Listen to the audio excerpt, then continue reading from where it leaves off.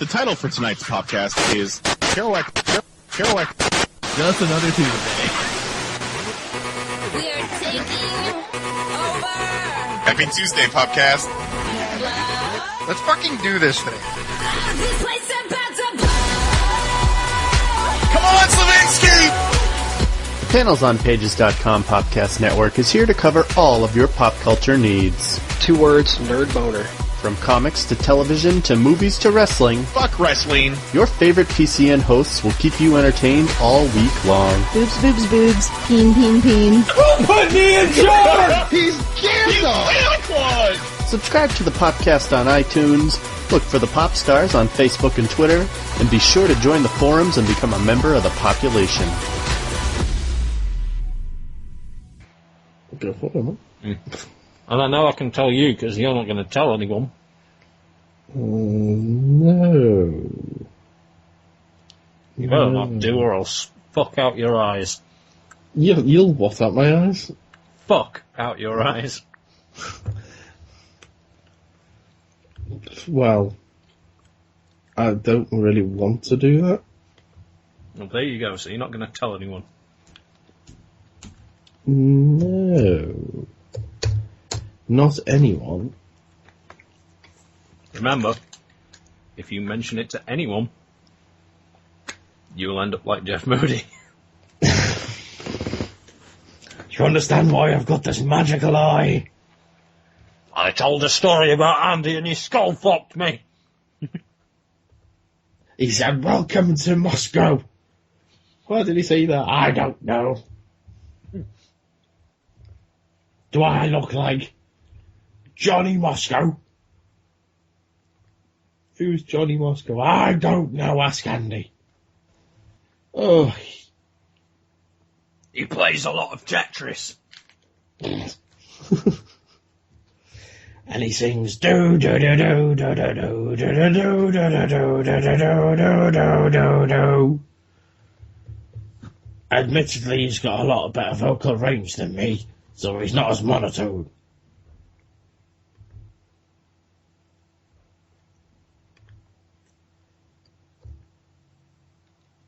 I'm going over here now.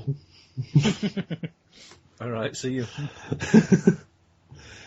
Who's he then? Dunno, he just turned up and started talking to us. I'll put you in a fucking fish tank. Oh God. It's Professor Lennon. It's time for our classes with Professor Lennon. Right, kids. The magical world of fish tanks. Get in there. Which one of you kids has ever drowned before? None of you? Okay, well it's time to learn something then, isn't it? Hey, Rog. Where the bloody hell is... There we go. Oh yeah, you know when you rang me at work yesterday? Yeah. I was in the lift with one of the residents, and he gave me a funny look when I answered the phone with "Hello, Connery," which is why I went, "I'm kind of at work." It's a good thing I didn't say, "Where's my grandson?" Is she coming in, Andy? Shut up, you. Oh.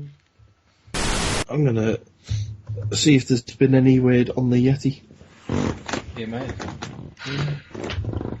England, 1437. Born of royal blood. But What, not the Yeti? People's king. The Yeti is. King Henry VI. Consumed by duty, the Yeti. To unite a kingdom, the Yeti. You will take the Yeti. And a finger. What is rightfully his? He will take a finger. Stand in his way. The Yeti. And be damned by a Yeti. Yeti. Wars of the Roses. Stormbird Yeti. A page-turning thriller out now in paperback. Oh. Oh. I'm trying to find out why Uri Geller has to stand on his head once a day and it won't tell me. Are you seriously Googling that? Yes. It's bugging me now. Why does he have to stand on his head? I don't know. I don't think he has to. I think he just wants to. Why Uri Geller is hunting for Egyptian treasure? What?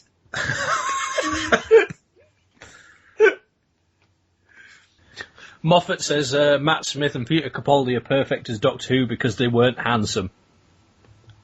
This is true. Before David Tennant, you name me a handsome doctor. Fair point. Hello, it's me, sexy Tom Baker. Look at me in my chainmail mankini. I've got the sexy, bog-eyed, gonky stare of a paedophile, yes. Very close friend... Uri Geller jokes. Very close friend and psychic Uri Geller has said that he's deeply shocked and saddened at the unexpected death of Michael Jackson. Some fucking psychic he is. Not bad. You ever wonder whether Uri Geller can keep a hard-on while he has a wank? Just keep bending. Yeah. You're that bloke who bends spoons, aren't you? I asked Uri Geller. Yes, I am, he replied. Can you bend forks as well? Yeah, they're easy, he remarked. Well, try this then, you cocky cunt, I said, passing him one from my garden shed. Uri Geller, one difficult bastard to stab.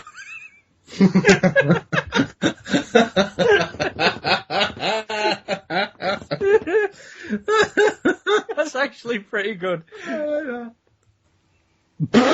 Oh, God. I'm looking at the jokes on Wikipedia.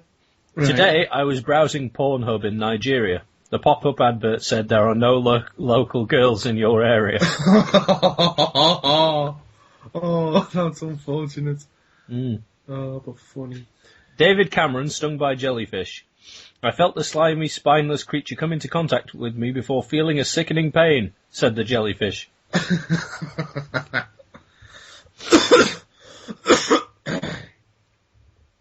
Amazing.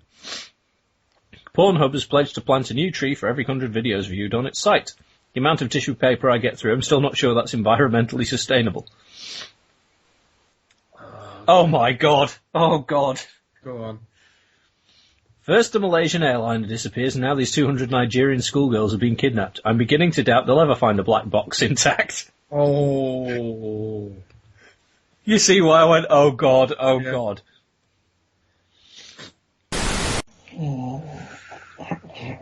Cornery!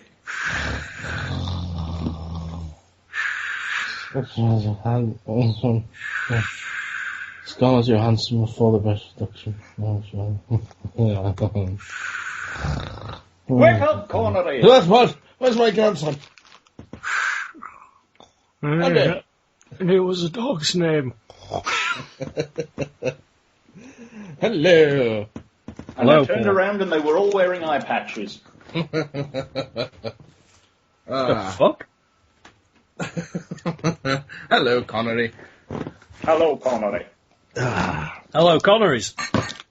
Double Connery. Twice the pleasure, no grandsons. Triple Connerys. Enough Connerys to Connery a Connery. make you airtight. It's like chicken if chicken was a Connery. Yes. Oxygen cylinders. Yes. So, is everyone in bed then? Kat's gone to bed, Joshua's asleep, and Simone's, probably rolling in at stupid o'clock, so... Fair dues. I'm on my own at the moment anyway. Fair dues. Fair enough. Don't mind me, I'm eating popcorn. Oh, that's all right. I've got wonky popcorn. That weird Thai sweet chili popcorn. Yeah, any good? It's all right, actually. That's all right. I've got cheese and onion crisps, cheddars, and dime bars. I beat all of you. I've got Jolly Ranchers. Crunchy on the outside, soft on the inside. Armadillo. That's for the dimes, yes. Yes. The Jolly Ranchers are the shiznit. Oh, Jolly Rancher. Indeed. Right. Should we start?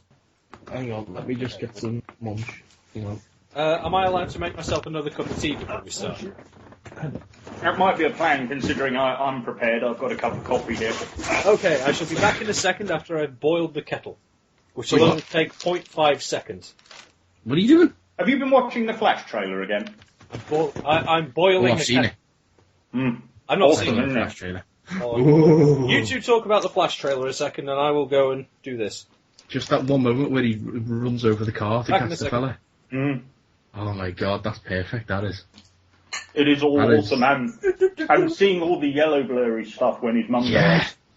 Yeah, oh yes. Mm. Oh yes. I saw that on the train, I was like, woo. Hashtag spoiler, hashtag Professor Zoom. Hashtag reverse flash. Mm-hmm. Yeah. And then Weather Wizard. In all but name, yeah. That's pretty awesome. Yeah, man. And it's nice having Stephen Amell in there to do a, this is what hand you need off. to do. Yeah, hand Yeah. off. I beg your pardon? Yeah, you heard me. Who wouldn't want a Stephen Amell handoff? Yes, quite. He's the fastest man alive. Yes. I haven't discussed Batman yet with Andy. I was going to wait until the show. Before we actually discuss the costume and what have you. Oh, Batfleck. Batfleck, yeah. The only thing we've done is talked about the sad Batman meme. You know, have you seen him pushing the swing? I haven't seen that one, but I've seen a few of them. Damien! Yeah, this is Batman pushing an empty swing and it just comes up with Damien! That was funny.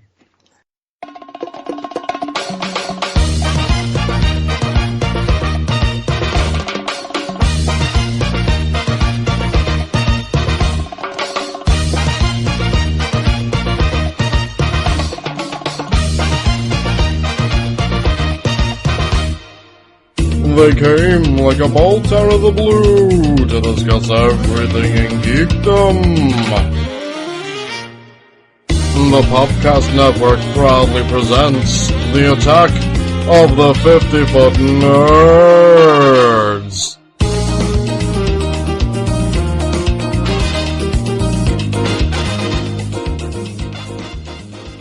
Hello, and welcome to an episode of the Attack of the 50... Beyond the 50-Foot Nerds podcast. My name is... I know, I can't even believe it myself. My name is Mike Bell, and with me, as always, is that one over there. My name is Charlie King, and this is the sound of things. And that one over there. It's been so long I've forgotten who I am. Who am How I? far away he's actually echoing. I don't know who I am. I've forgotten. Where's my I'm grandson? so old. Yes, he is. Are you my actually grandson? old. Yes, it's the Attack of the 50-Foot Nerds with me, Mike Bell, Andy Weir, and Paul Griggs. Hooray! I know, it's so odd. We're back. We are actually back. People might not know this, but we have actually been away for about 3 months at this point. It's been a combination of schedules not getting together, just a lot of that really, a lot of lack of energy on all of our parts, and me being in hospital for part of that as well. So, but it's all good. We are all alive and we are all ready to go, and hopefully to try and raise a bit of a smile on your face at least. If not, make you laugh. Speak for yourself, I'm a zombie. Well, Fair wasn't enough. expecting that. Brains! Brains! Stop declaring your love for your favourite Thunderbirds character. We've got a show to do. Paul, Okay. What? are you guys going to Who at the Hillbury? Yes. Oh, yes. Well, I'm on Right. stage for that, of course.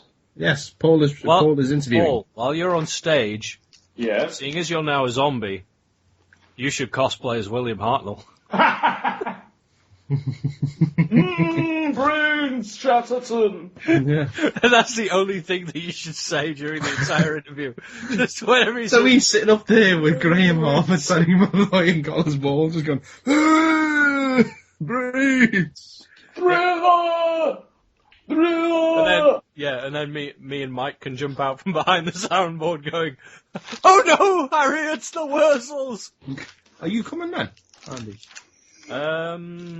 Maybe I'll try. You need to get your ticket now then if you're coming, because we've only What's the got date? 10 Let me left. double check. It's the 20th of June at the Hillbury Pub, West Kirby, on the Wirral. If you want to get them, then go to I don't know the website. If you want tickets, just Google fans like us. There you go, fanslikeus.co.uk or get in touch, .org.uk, okay, or get in touch with Paul on the Twitter.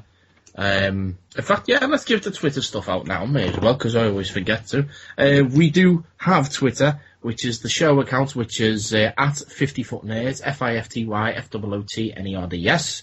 I have a personal Twitter, which is at Mike G. Bell. Mine is at Vaults of Extoth.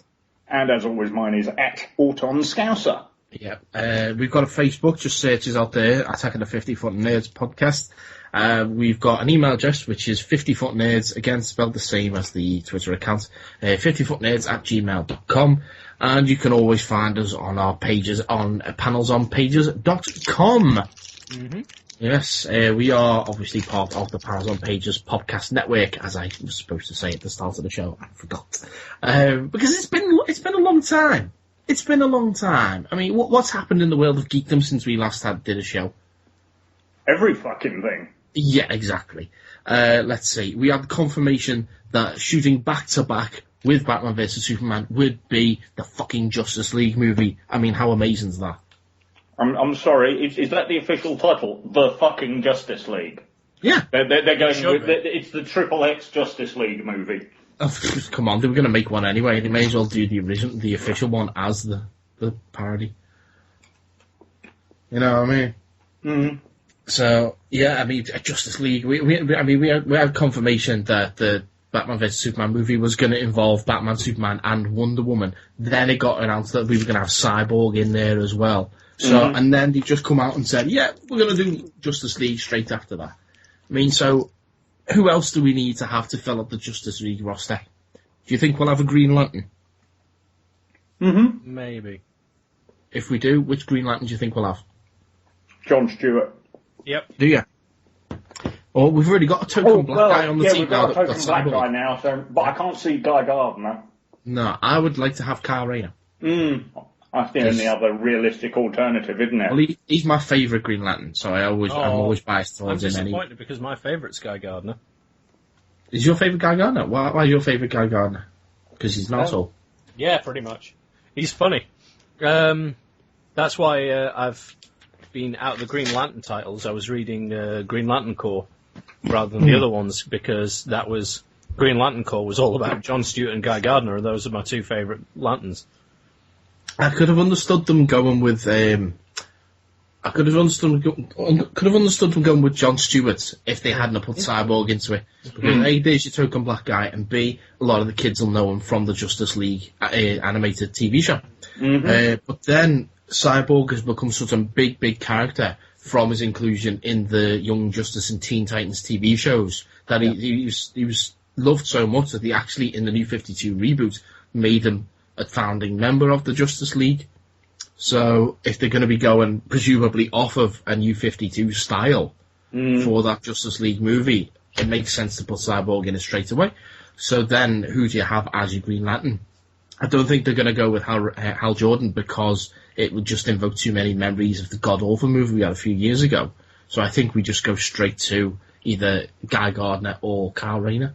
I say Guy Gardner, I think, is probably a bit too abrasive to introduce as your, this is your Green Lantern. So I think they go with Kyle.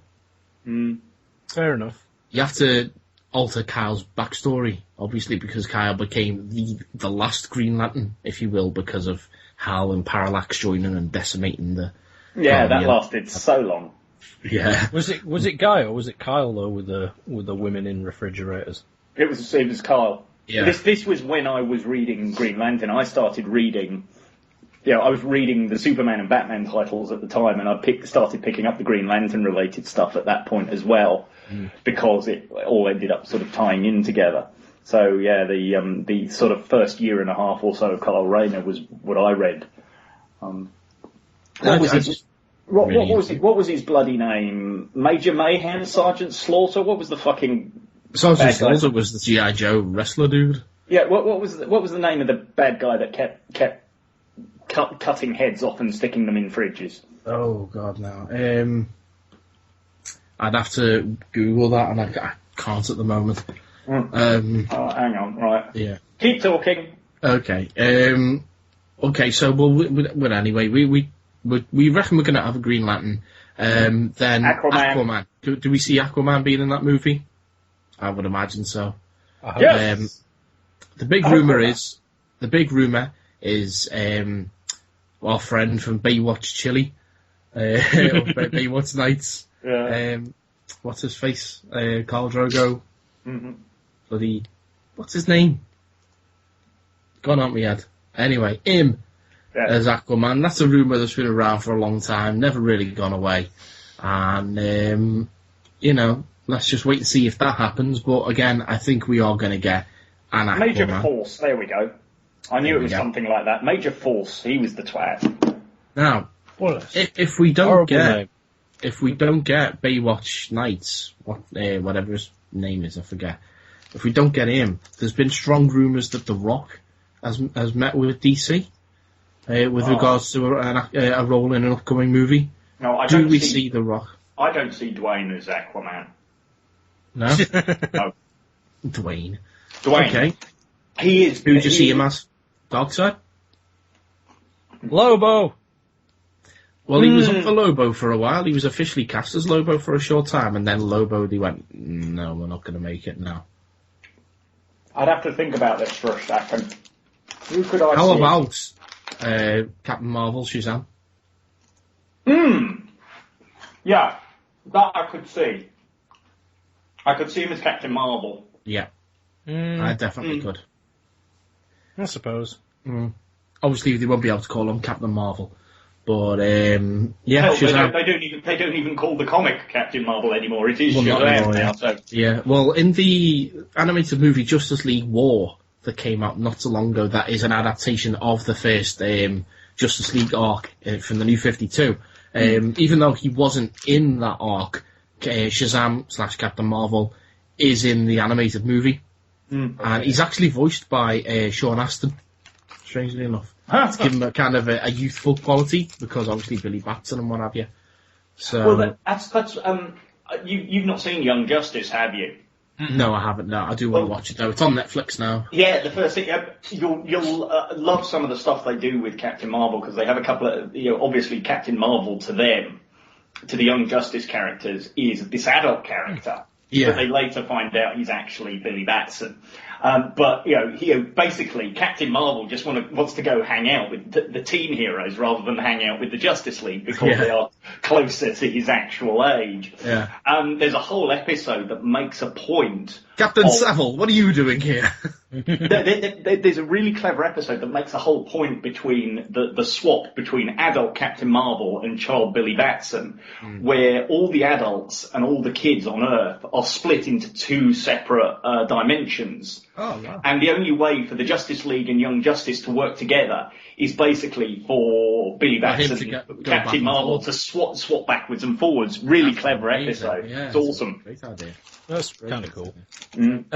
Speaking of him, of The Rock as Shazam, I was Googling it to see if anyone else had any other ideas.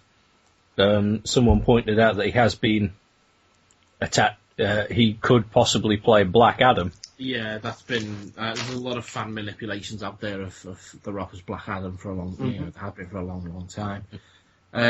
But I mean, I think Dwayne Johnson, he's far too well known in a heroic role these days. You couldn't just start, not like at the beginning of his career when he threw him in as the Scorpion King in The Mummy 2, because he didn't have a heritage in his acting career to come from. Now you cast The Rock in something, he's your lead hero. Whether it be Journey to the Centre of the Earth. Well, in the technically first Doom, I know. I was going to say there's Doom, and then in the Fast and the Furious movie, Doom was like towards the beginning of his career as well. Fast and the Furious 5, he was pretty much the villain for most of that. Think even further back. Star Trek Voyager. SmackDown with 7 of 9. That's what I'm saying, is that was the beginning of his acting career, though, so you could get away with putting him in villainous roles. He's worked hard, like with your Journey to Witch Mountain, your Journey to the Centre of the Earth, all that kind of stuff. He's worked very, very hard to get himself into heroic roles. So you see a movie now with Dwayne Johnson in it, you know he's playing the good guy. But by the sounds of it, he still wants to play villain roles and stuff, because he apparently wants to be a Bond villain at some point. Oh, does he? That'd be pretty cool. Yeah, I'd like to see that. I thought you saying about The Rock Paul, I thought you saying about The Rock playing Aquaman was a joke. I didn't realise that was a serious idea that someone... I didn't say that, he did. No, someone did. Yeah, he did. Not me. Yeah. No, it's just because I didn't realise that Mike said it, and the first thing I heard was Paul, was you saying, I don't think The Rock would make sense as Aquaman. I was like, no, I don't. Okay, well, rounding out the Justice League then, The Flash. Now, obviously, we're going to get the brand new TV series with Grant Gustin as Barry Allen in that. Question: A, if we're having a Flash, do we use? You heard me. If we're having a Flash, do we tie in to the TV universe? B, if we don't, do we still use Barry Allen, or do we go straight to Wally West? I think, given that they're tying in, they seem to be basing things a lot on New 52, it will probably still be Barry Allen. Mm-hmm. It will probably not tie into the TV version. Because, let's face it, we're going to have 2 different DC continuities on air. 3, in fact. Well, not necessarily, because if they tie in, if we have... Gotham's not tying in with Arrow Flash. Yeah, but that's because it's not on the CW. Constantine is not going to be tying in with Arrow Flash or Gotham. So they are going to have multiple continuities already. Quite simply, Warner Brothers do not have their finger on the pulse in the way that Marvel do. They don't have one guy overseeing everything. Well, so it's going to be all over the shop. Think of it this way: if we do integrate the DC TV and cinematic universes, we have Grant Gustin as the Flash. That means that the Arrow is canon to the movies as well, which then means, seeing as we're supposed to be having an older Batman in Batfleck, that means we can have Nightwing on Arrow, as they've been hinting at for a while. Well, they've been saying they want to, and they've mentioned things like Bloodhaven and that. So exactly, it makes sense. That's the only way you can do Nightwing for me, is to get him on Arrow and have it tie into the TV universe. So there's that for me.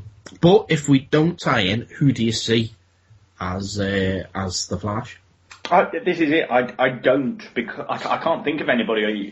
It's like the conversation we were having. Bradley Cooper. Oh, fuck that.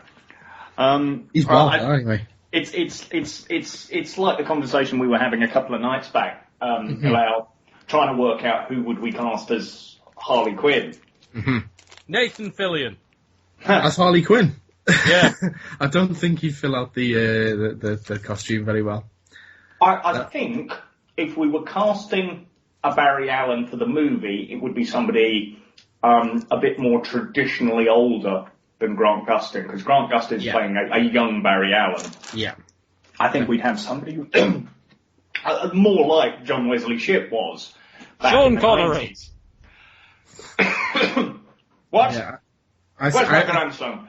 Well, we were going back to us discussing Harley Quinn there, we were saying, I don't even remember how we got on to talking about Harley. Oh, that's right. As we were saying about spinning off Batfleck into his own movie. Who would you put as the Joker against him? Now, we were saying we wouldn't want someone... If we're going for the whole... I mean, the reveal of the costume, it's very Dark Knight Returns, very Frank Miller. Lee. Well, we're saying it's very Dark Knight Returns, which then led me to talking about the Dark Knight Returns animated movie, the voice of the Joker in that, Michael Emerson. And considering he's got a very intense style, how about Michael Emerson as the Joker? It's a world away from Heath Ledger, and it would work very, very well. And then Ben Linus from Lost as the Joker. Huh.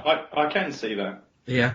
And then we were saying about how do you introduce Harley Quinn, because it makes sense if we've got an older Joker and an older Batman. It means they've been fighting each other for a while, which gives time for many adventures to have happened, which means you can have Harley Quinn already established in that universe. We said the best way to introduce her would be not in a Batman movie, just go straight to Suicide Squad. That way you don't have to worry about an origin movie with the Joker and the Batman and everything like that for it. You just set her straight up in the Suicide Squad. That implies that that she's already got history with Batman and the Joker straight away.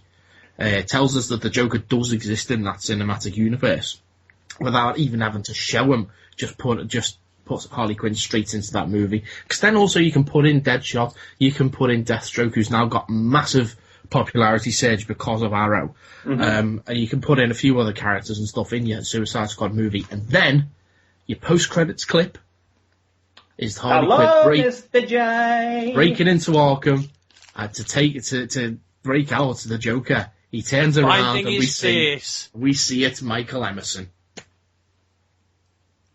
How about that? But if they're going to go with New 52 thing, she'll go in and all that she'll find is his face. Yeah, I don't think that works. I do not think that works on I think it's too horrific for a family movie. As a guy who sliced off his own face. But you know then who you could get to play Sorry, has the Joker met Postman Pat? I was going to say, no, it's like, who's playing the Joker? Hello, it's me, the Joker! I thought you meant the guy who's going to be playing the Joker with, I'm on the side of the bridge. Miami Face Man. Miami Face Man. Here's a character we haven't done for a while.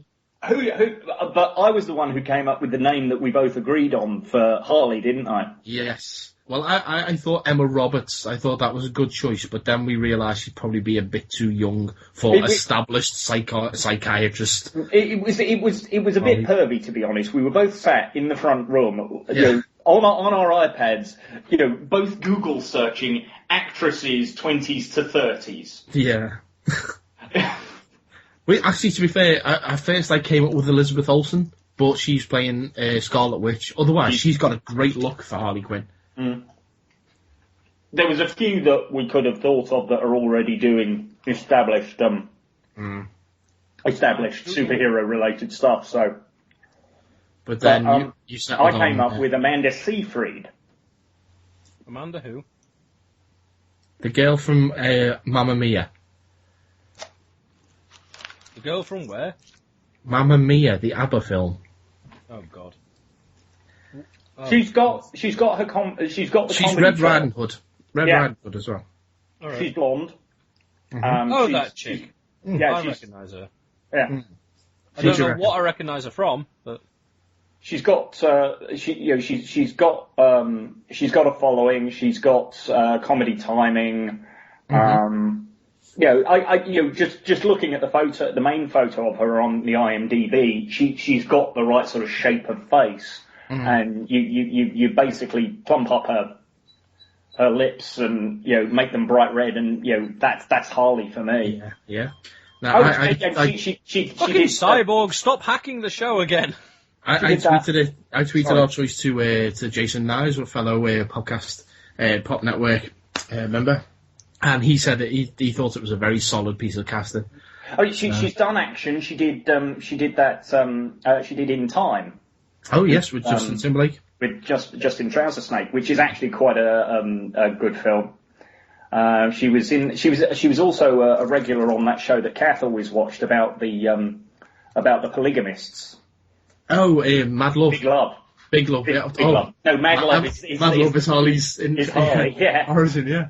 Yeah. So she's ideal. I think she's a good pick. I don't for one second think it'll ever happen, but I like to think it's a good piece of casting. Well, if you're listening, DC, then there's that. Now also, going back if you've heard previous episodes, you can get us to write the thing. Yeah. Going back to what I kind of glossed over slightly there, the costume, the car. What do we think? Well, I'll be honest. After Paul's finished having a seizure, I'll be honest. When I Are first you saw the having memory seizures? when I first I saw wasn't the having a seizure, I was having a crisis. On Infinite Earths? It is a 12-incher. Well. So he's having a crisis on at least 12 Earths. Yeah. How many Jawses is that? No, I'll be honest. When I first saw the picture, I didn't actually realise it was still Ben Affleck. Really? Yeah, How did you not know with that chin? because I was looking at the ears, thinking his ears are tiny. Yeah. They're Adam West ears. Yeah, that's what threw me. I was like, Greg oh, Capullo New 52 ears. that's a fair point, actually. Yeah. I said that the whole cowl itself is New 52. The rest of the costume is Dark Knight Returns. That gigantic bat on his chest is Dark Knight Returns. That makes sense, seeing as that's basically what they're basing it on. Well, remember when we had the quotes, announcements? yes. Yeah, the quotes at Comic-Con, yeah. Yeah. So we would have been foolish to expect anything else, really. I personally love it. Have you seen the colorized version that's doing the rounds? Someone's photoshopped it. I've only seen one that's bright orange and has the monster logo on his chest. Well, there's a version out there with a grey costume and a dark blue cape and cowl. And it looks fantastic, doesn't it, Paul? Yeah, It's I have seen that. And It's my I'll be lock interested- screen on my phone, on my iPad. Do you have a link interested to see- to it? I can find one. Yeah. Give me a Because moment. just searching colorized Batman doesn't help. Okay. Bear with me. You'll have to... You two Does just look good. talk amongst yourselves. Well, the Batmobile does look good as well because it is a cross between the Tim Burton Batmobile and the Tumbler, or at least that's what it looks like to us. Breaking news! The Marvel's Agent Carter TV series is 8 episodes for its first season. Carry on, we'll come back to that. Yeah, well, that makes sense because they're just going to drop it in the middle of Agents of S.H.I.E.L.D. instead of... We'll come back to that. Carry on. No, I think I found it on Google. Have you? Yeah, there's one with the coloured Batmobile and the Batman, and that's pretty cool. Good. Oh yeah, you can totally... Now that I've seen a close-up of his face, you can totally tell that that's actually Ben Affleck. Yeah. Oh, well, there you go. I'm not entirely sure why I didn't see that before. You have Affleck blindness. It's kind of the same as being a Francophile, except no, it's the opposite. It's the same, but it's the opposite. Yeah, you know. Because that makes sense. The kids. I'm more interested in his wife, anyway. Oh, Ben Affleck's wife. Sorry, I thought you meant... Yes. What did you were on about then? I'm Frankie not married. I showed you the video. That's all. Well, hang on. Whoa. What? When you were over, we were talking about title Alias, sequence. right. Yes. Got ya. Alias, Season 4, title sequence, 60 seconds of nothing but Jennifer Garner not wearing much. Yes, sorry, I wonder what you were on about then for a moment. Yeah. Are you having memory seizures? Yeah, no. Jennifer Garner. At least Yeah. it's not Jennifer Love Hewitt. Oh. Who loves Hewitt? No, Mike. Jennifer, apparently. Mike likes Jennifer Love Hewitt. I remember that picture. Paul Dirty still boy. hasn't seen that, has he? Have you not? Possibly not. Oh, God. Oh, no, I'm not even going to dig out the link. Just leave it. Do you know, as I'm looking through Google Images for this Batman costume, I stumbled on a picture from Batman Live, as we were talking about the other day. Oh, because I'm listening through Batman on Batman. Kev Smith mentioned it a few episodes back. I guess he must have seen it by the point I'm up to now. But yeah, I kind of regret that I didn't take Joshua to see that because he would have really enjoyed that. Yeah, man. Never mind. But yeah. What were we talking about now? I've forgotten. Batman. Yeah, we were talking about Batfleck. Batman. Okay, yeah. So the costume, definitely Dark Knight Returns inspired. What do we think about the Batmobile? But like I say, awesome. It's it seems to be a melding of two really, really well received and classic designs. It's definitely from when they did the first picture, which was the tease of it under the tarpaulin, you could definitely see Tumblr-like aspects to it. And then once there was an actual reveal, I mean, I even said this before they had the reveal. I said from the shape of the actual vehicle under the tarpaulin, it looked to be a mixture of the Tumblr and the Anton First 1989 Tim Burton Batmobile, and we weren't disappointed when the top came off. That is pretty much what it is. There's another photo floating around, an unofficial one as well, isn't there? From the workshop. Yes.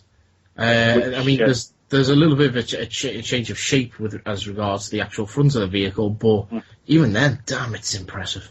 You know, it's beautiful. Absolutely, it's a beautiful machine, and I just can't wait to see it in motion now.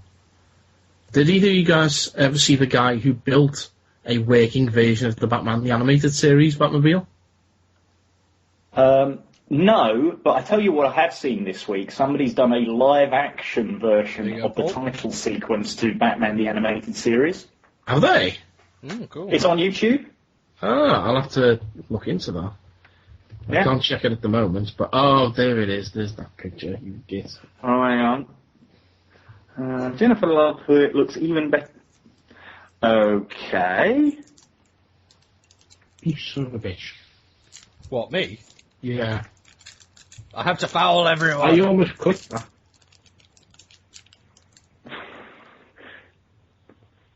Oh, my eyes, my eyes. You're welcome. Yeah. I need a mental enema. Well, you should have heard Zoe's reaction. I'm trying to think, are there That was hilarious. Are there any more pieces of DC news we need to discuss? Oh, the other show that is DC related that's next year is Preacher. Preacher, of course, yes. I'd forgotten Preacher. So DC is basically taking over telly. Yep. While Marvel continues to rule the cinema, rule the box office. Marvel's been in animation though, because DC don't really have any animation going at the moment, apart from We're the Batman, which won't get a second season. It's barely finishing its first, and they've got nothing else in the pipeline apart from Teen Titans Go, which is god awful. They killed Green Lantern. They killed Young Justice. They're just doing their sort of in-house straight-to-DVD movies. Yeah, I mean, I've seen a couple of the DC Universe shorts, I think they're called, to celebrate Batman's 75th. Oh, Yeah, they're good. The new. I did. Have you watched the Batman Beyond one yet? I haven't seen that yet, but I know what I know what happens in it. That's awesome. But I mean, this is coming from. I mean, they're coming from Bruce Timm, for God's sakes. You know, he's the god of Batman animation. Yeah. It's as simple as that. So, you know, they were always going to be good. Well, we will jump over to Marvel then, as we just hinted at, and the big news we just got literally a minute or two ago was confirmation of an 8-episode first season for Marvel's Agent Carter, Hayley Atwell's spin-off TV show, which documents, Agent Carter in her own TV series, which spins off from the Agent Carter Marvel short. Yeah. The Marvel one-shot that we had on the, I believe it was Iron Man 3 Blu-ray. Yeah. That was, that's awesome. And 8 episodes makes perfect sense, because what I gather the plan will be is, instead of doing their normal television pattern for the States, which is do a few episodes, rerun for a few weeks, then air a few more, they can do 2 blocks of 11 for or if you like 2 mini seasons of Agents of S.H.I.E.L.D. and is that just me, or is Paul's signal really terrible, Andy? Hello, Andy? No, it sounds all right to me. It sounds there okay you go. to me. It's just you. Yeah. Okay. Anyway, so they shoved Peggy Carter in the middle for 8 weeks, and that means they've got a solid block of 30 weeks without having to do reruns, basically, which is I think, a much stronger way of presenting these shows than you normally get if you're American. You know, American listeners, I think the way that your networks present shows is shit. That's why HBO and that are so much better, because you don't get a gap halfway through the season or what have you. You just get it all in one block, and you know that's what we do that a lot better here in the UK usually. Yeah, America. Yeah. Yeah. It's something we do better, like inventing languages And drinking tea. And making other beer things. And inventing practically everything you need. and being Isambard Kingdom Brunel. and being the location for the return of Jack Bauer. Being the location where they shoot all the bleeding Marvel films as well. Well, yes, there is that as well. Yeah. Yeah. Speaking, well... And Star Wars. Yeah. And Star Wars as well. We're making Star Wars, not you guys. Yeah. What else? Being what else gentlemen. Marvel's Agents of S.H.I.E.L.D. got confirmed for a second season. Agents of S.H.I.E.L.D.? I said S.H.I.E.L.D. Agents of S.H.I.E.L.D. What, they're all going around being kissed by a rose. Agents of S.H.I.E.L.D. got confirmed for a second season, which is great. Great news. Yeah. That's only just finished its first season. Yes, no spoilers for what happens at the end of the first season, please. Yeah, some because of us need to finish. there are some of us who aren't even up to date with Channel 4 at the moment. I haven't even watched any of it. Oh, God, dude, you need to. Yeah. I only The first few walked episodes in half when one of the residents at work happened to have it on telly. They weren't watching it, it was just they had their telly on and it happened to be on. And I heard something that made me double take... Where's my Coulson? It was something basically along those lines, and I sort of double taked at the TV, went nope, and walked straight back out again. Ah, yes, the further adventures of Philip, son of Cool. It's actually really good. It is, especially once they get past the mid-season break. When it comes back, second half of the first season, it's really, really good. Okay. Yeah. So, not much more to say about that, really. Anything on the Marvel movie front? Avengers are shooting. Well, I was going to say you and I have just been to see Amazing Spider-Man 2. Oh, yeah, went to see Amazing Spider-Man. Yeah. I've seen Captain America recently as well. Yeah. Andy, you don't watch movies, so fuck you. Spider-Man was fantastic. Yeah, although as I was, again, going back to the conversation we had a couple of days ago, it feels like it's two movies that have been badly edited into one. Yes. This? Amazing Spider-Man 2. Oh, okay. Yeah. You've got the Spider-Man v Electro film, and then there's the big climax with the fight against Electro in Times Square, and that would normally be the end of a film. Mm-hmm. However, you then suddenly have another, 3/4 of an hour, which is basically the Green Goblin film, and it feels like that needed a whole film to itself. I think there's at least an hour, if not more. Is it? I wasn't looking at the clock, but you know, it's not a full half of the film, but it felt like it needed a whole film to itself. Mm. So Where the hell Amazing was Rhino Spider-Man from 2, this bit? great fun, but just felt a bit disjointed to me. Yeah. What's Rhino got to do with everything then? Rhino is only in there to set up the Sinister Six movie. He's there at the beginning, he's there at the end. Oh, he bookends the movie. There is a Sinister Six thing because basically my brother and his girlfriend were talking about Amazing Spider-Man, and they were saying about how the Rhino was in it and stuff. And I said, well, they're obviously just making a movie about the Sinister Six, then, aren't they? And then they were both like, well, what's that? So I had to explain what the Sinister Six was.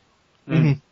Well, it's already confirmed. Yeah. If you look at the credits, just at the beginning of the credits, all the images underneath the credits at the end of the film are basically the Sinister Six characters. Mm-hmm. You get like a close-up of the Goblin Glider, you get the Vulture's wings, you get Doc Ock's tentacles, you get Kraven's logo, you get a mask with the smoke come out of it. So some people are saying it's Chameleon, some people are saying it's Mysterio. I forget what the other one is. I think there's a close-up of the Rhino as well on there or something. Yeah, there's a lot of images like so. Did really enjoy it, and was really happy. If that's possibly the wrong word, that they did do the proper ending of Gwen Stacy and what have you. Spoilers. But sorry. Just that adaptation. Again, I'm sure you were aware of what happens to Gwen Stacy, A, in the comics, and B, in the movie. B? Yeah. Yeah. Yeah, it's no point even firing a spoiler cannon at this point because everyone knows. But spoiler cannon. The handling of that, we knew they couldn't do the original bridge scenario, because it was done in the very first Spider-Man movie where he throws Mary Jane off. It'd be too repetitive of that. It, at least. Yeah. A Goblin throws Gwen Stacy down the clock tower, and the Spider-Man saves her for a bit. And then the actual ultimate climax of that, I feel, is actually a lot more powerful than the bridge sequence in the comics. I think the whole, did he save her, did he kill her aspect, did he kill her or was she already dead aspect, I think that comes across a lot better in the actual movie than it did in the comic. Because in the comic, it's just static panels. Whereas in the movie, you see that moment, and you're like, oh, everyone in the cinema just gets that gut punch where they're just like, oh, shit. We were in it wasn't exactly a full screening, but I think it wasn't empty either. I think we were possibly the only people who know the material in that screening, because the reaction of the rest of the audience was definitely one of shock. So basically everyone just went, and then you both just went, I knew it! No. I had my hands around me, over my face, around my mouth. I was like, oh no. You were being such a woman. I know, I was like, oh fuck. Because I just didn't expect it to be done in that way. It was just it's so visceral in a way, it's not gruesome, it's not over the top or anything like that. It's literally just one movement, one sound effect. So you heard it here just first, like, oh shit, folks. yeah. Really, really well done. Really well done.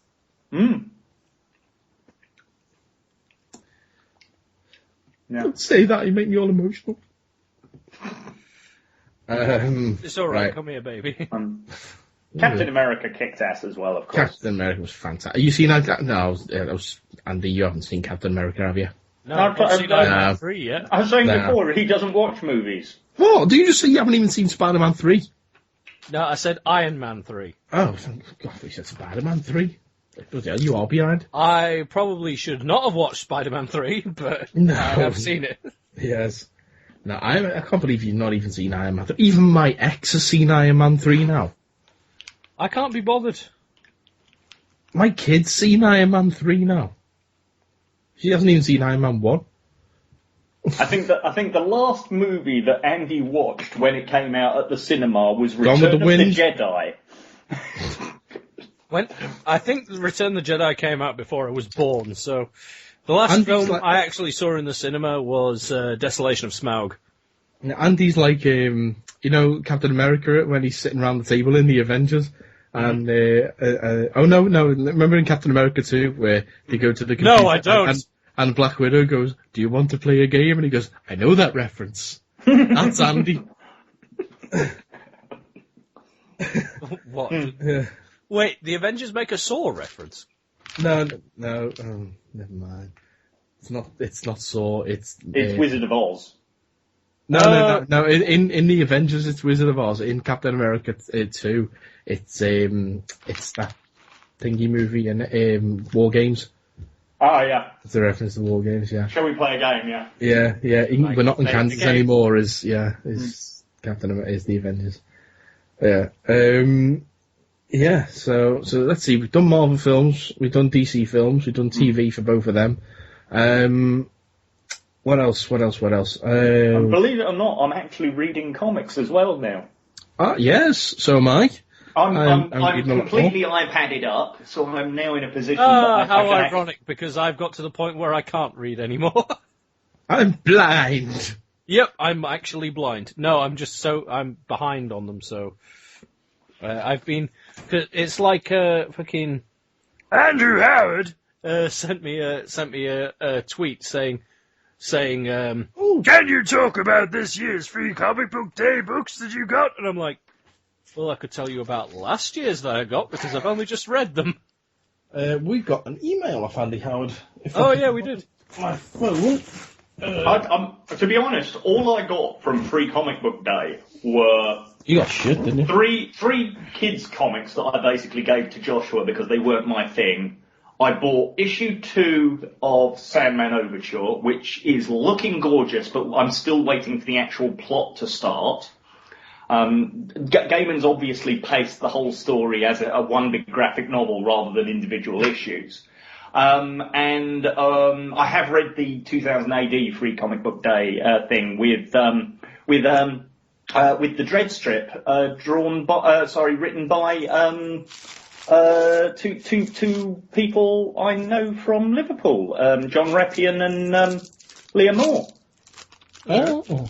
Yeah, they wrote the Dread strip badges for that. And this, I'm reading all my old 2000 ADs, but I'm now up to date with new 2000 AD as well, and it's like, the stuff I'm reading in new 2000 AD is more or less exactly the same as I was reading in old 2000 AD, because it's like Strontium Dog, Rogue Trooper related stuff, ABC Warriors, Slain, and Dread. So what you're saying is save your money and just buy old issues for like 20p at the market? You'll be lucky if you can buy them for that cheap at the market. I don't know, have you been down Birkenhead Market? Not recently. Comics, 10p each. Well, you'll have to point me at the stall for that, because I haven't seen that. Yeah, see. Email. We need an email sounder. I'm wearing Postman Pat's face. I just got this email from Andy Howard. He's told us that, hello, I recently heard a sketch on the legendary Blue Jam that I thought you should hear. Although it's all worth hearing, imho, go to http://www.cookdandbombd, that's COOKDANDBOMBD. I am familiar with the Chris Morris website, Cooked and Bombed, yes. Yeah. /forums/index.php/page, bluejam.html. And download Series 2, Episode 4. About 33 minutes in, just after Ray of Light by Madonna. Ta up long legs. So I haven't actually downloaded that yet. Neither have I. But apparently there is goosh. So, yes, so Andy, we did get your email, okay, just so as you know. Mm-hmm. We just never got round to doing a show until now. Mm-hmm. Right, let's see, what else? So we're talking comics. What else have I been reading? Basically, I've been reading a load of stuff that is relatively self-contained continuity-wise. So, for example, I finally got to read Before Watchmen. Oh yeah, I've got that on my iPad right now. Actually, it's the same thing I said about Elementary. It wasn't shit. Fair dues. Yeah, I actually found quite a lot of Before Watchmen quite readable, and in the end, anybody who wants to bitch about it, shut the fuck up. The Silk Spectre one I thought was really good. I haven't finished it yet, because I have a massive pile of them upstairs that I need to read. My problem is that for some reason I'm missing one issue of Night Owl and an issue of what's his face? Comedian. Yeah, Comedian is one I did like, especially. The only thing I was debating is because I've got them in single issues. Right. So in the trades, the whole dreaded yachtsman or whatever the fuck his name is, is the Black Freighter. Yeah. Yeah. Is in one. Dreaded yachtsman. It's in the book with the Ozymandias story, isn't it? Yes. in the single issues, it's in 2 or 4 page sections in the end of every single Beyond Watchmen book. Yeah. Before Watchmen book. Yeah. Even. So I don't know whether to read them as the storyline of like, oh, I'll read all the Rorschach ones and I'll read this, or read them all in release order, so all of the all of the dinghies of the dam. What's you reading all the Rorschach ones, all the Subspectre ones, and then at the end go on back to read all the Black Freighter? Because I can't be bothered getting all the issues out and going, right, they need to go in this order, let me read all of this. I may as well just do that in the first place. And you call yourself a 50-foot nerd? I did until you both disappeared. Let's see, what have I been reading? Yeah, on my fuckers. iPad right now, I've got loads of Batman. Yeah. I've currently got on there, on my to-read pile, for me Batmans at least, I've got Batman Black Mirror, which At is least the I'm first... still reading in print. It's the first Scott Snyder Batman story. Batman Gothic, Batman Nightfall, all 3 parts of that. Mm-hmm. Batman No Man's Land, all 4 parts of that. Batman R.I.P., which is all 7 parts of that. And I have read Death in the Family, Batman Dark Victory, Batman Hush, Batman Cacophony and Widening Gyre, Son of the Demon, and Under the Hood. I've also got all of DC's 52 events. That's not New 52. 52. That was the weekly story that covers the year that the Trinity were off-world. Yeah, that's the one where that I was texting you about, Paul, I think. Possibly. I've got Before Watchmen. I've got all of the Death and Return of Superman because I just love that whole storyline again. So I want to read that again. I've got all of the Flashpoint stuff in there as well.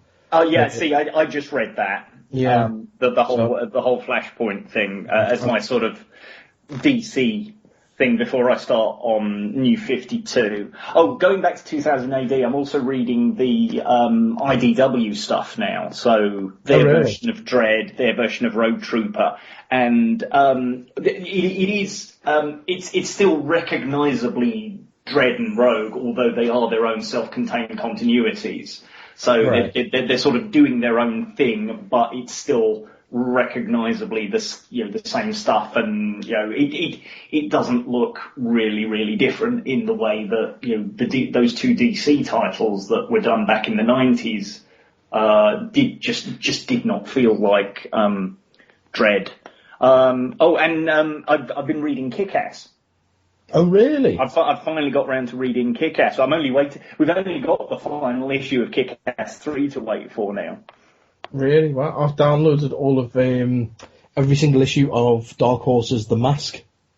Mm-hmm. All the issues of that. So I'm looking forward to reading that from the start again because I've got a trade of The Mask from way back, and I remember reading that for the first time and seeing how different it was to the movie where he was very unforgiving and very, it's very graphic, very blood and gutsy and stuff, and it's going to be nice to go back and read them again as well. Mm-hmm. And read all the stuff that I hadn't actually read as well, Speaking of Batman, I finally got around to reading Dark Knight Strikes Again. Oh, really? I've got that there. That's not on my iPad yet, though. Yeah, given that, back in the day I had Dark Knight Returns, and I was a big fan of that, and it's taken me many years to get round to reading Strikes Again, and it's basically a parody of itself, isn't it? Yeah, I suppose. It's not brilliant. Well, when I was in the hospital, I asked my mum to bring me in some stuff to read, and she brought me in. She must have good taste, and because she brought me in from my comics pile, she brought me in Batman Year One, which, if you're going to read a Batman book in the hospital, that's the one to go for. Fair enough. Yeah, man. Yeah, I do love Year One. And there's an update for Andrew Howard's you should go download this thing. Yep. We can't, because the file is hosted on Mega Upload. I'm pretty sure that... Yeah. Yeah, that website doesn't exist anymore. Yeah, I was pretty. As I say, it's a long time since I've been on the Cooked and Bombed website. I used to get bits and pieces off of it, but basically for copyright reasons, they had to remove a lot of that stuff many years ago. So, well, not saying torrent it, but if you can't find any other way, then pale shadow of its former self, regrettably. But if you are a fan of things like Brass Eye or the Day to Day, then the Cooked and Bombed website is worth visiting. They should just watch the TV show Jam. That's fun. Trying to think what else is that we need to talk about. What's new in the world of nerds is Paul and I are about to go on another outing. Yes. Except that you haven't edited all the shit from the first one. Shut up.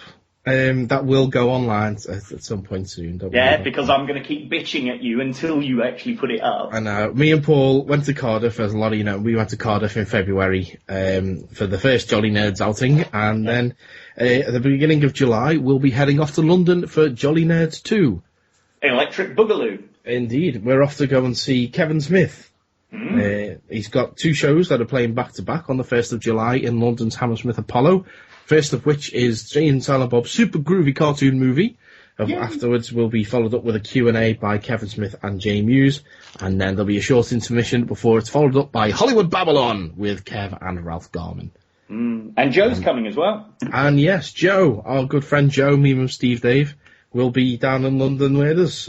So most likely he'll make an appearance on the pod that time as well. It's always good to have Joe on. He's always good fun. And of course, as well as the show, on the night of the 1st, as I say, we'll be going around and seeing the sights and generally geeking out down in that there London. I have plans. We have places to go, people to see, things to do. What's the date that you're doing that? The show's on the 1st. We're travelling down the day before, on the 30th of June. Yep. And we'll be coming back home on the 2nd. It's a fucking busy week because that weekend is Hilbert. Convention, yeah. So from Friday onwards, we're going to be very, very busy because Friday we'll be getting everything set for the convention, going to collect guests and whatnot. We've got a meet and greet event with the guests on the Friday night, which is completely sold out. And then on the day itself, on the Saturday, we've got the full convention events. We'll be going out for a meal and whatnot that night.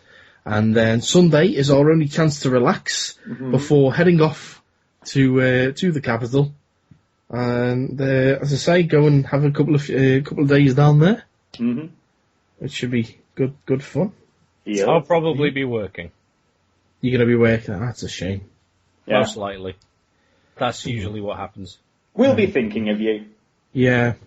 Friday night, the night of the meet and greet event, is everyone will be in the hotel, enjoying a nice glass of champagne and some nibbles. Myself, I will be driving to Manchester to go and collect friend of the show, Toby Haydock, so I can take him down to the hotel.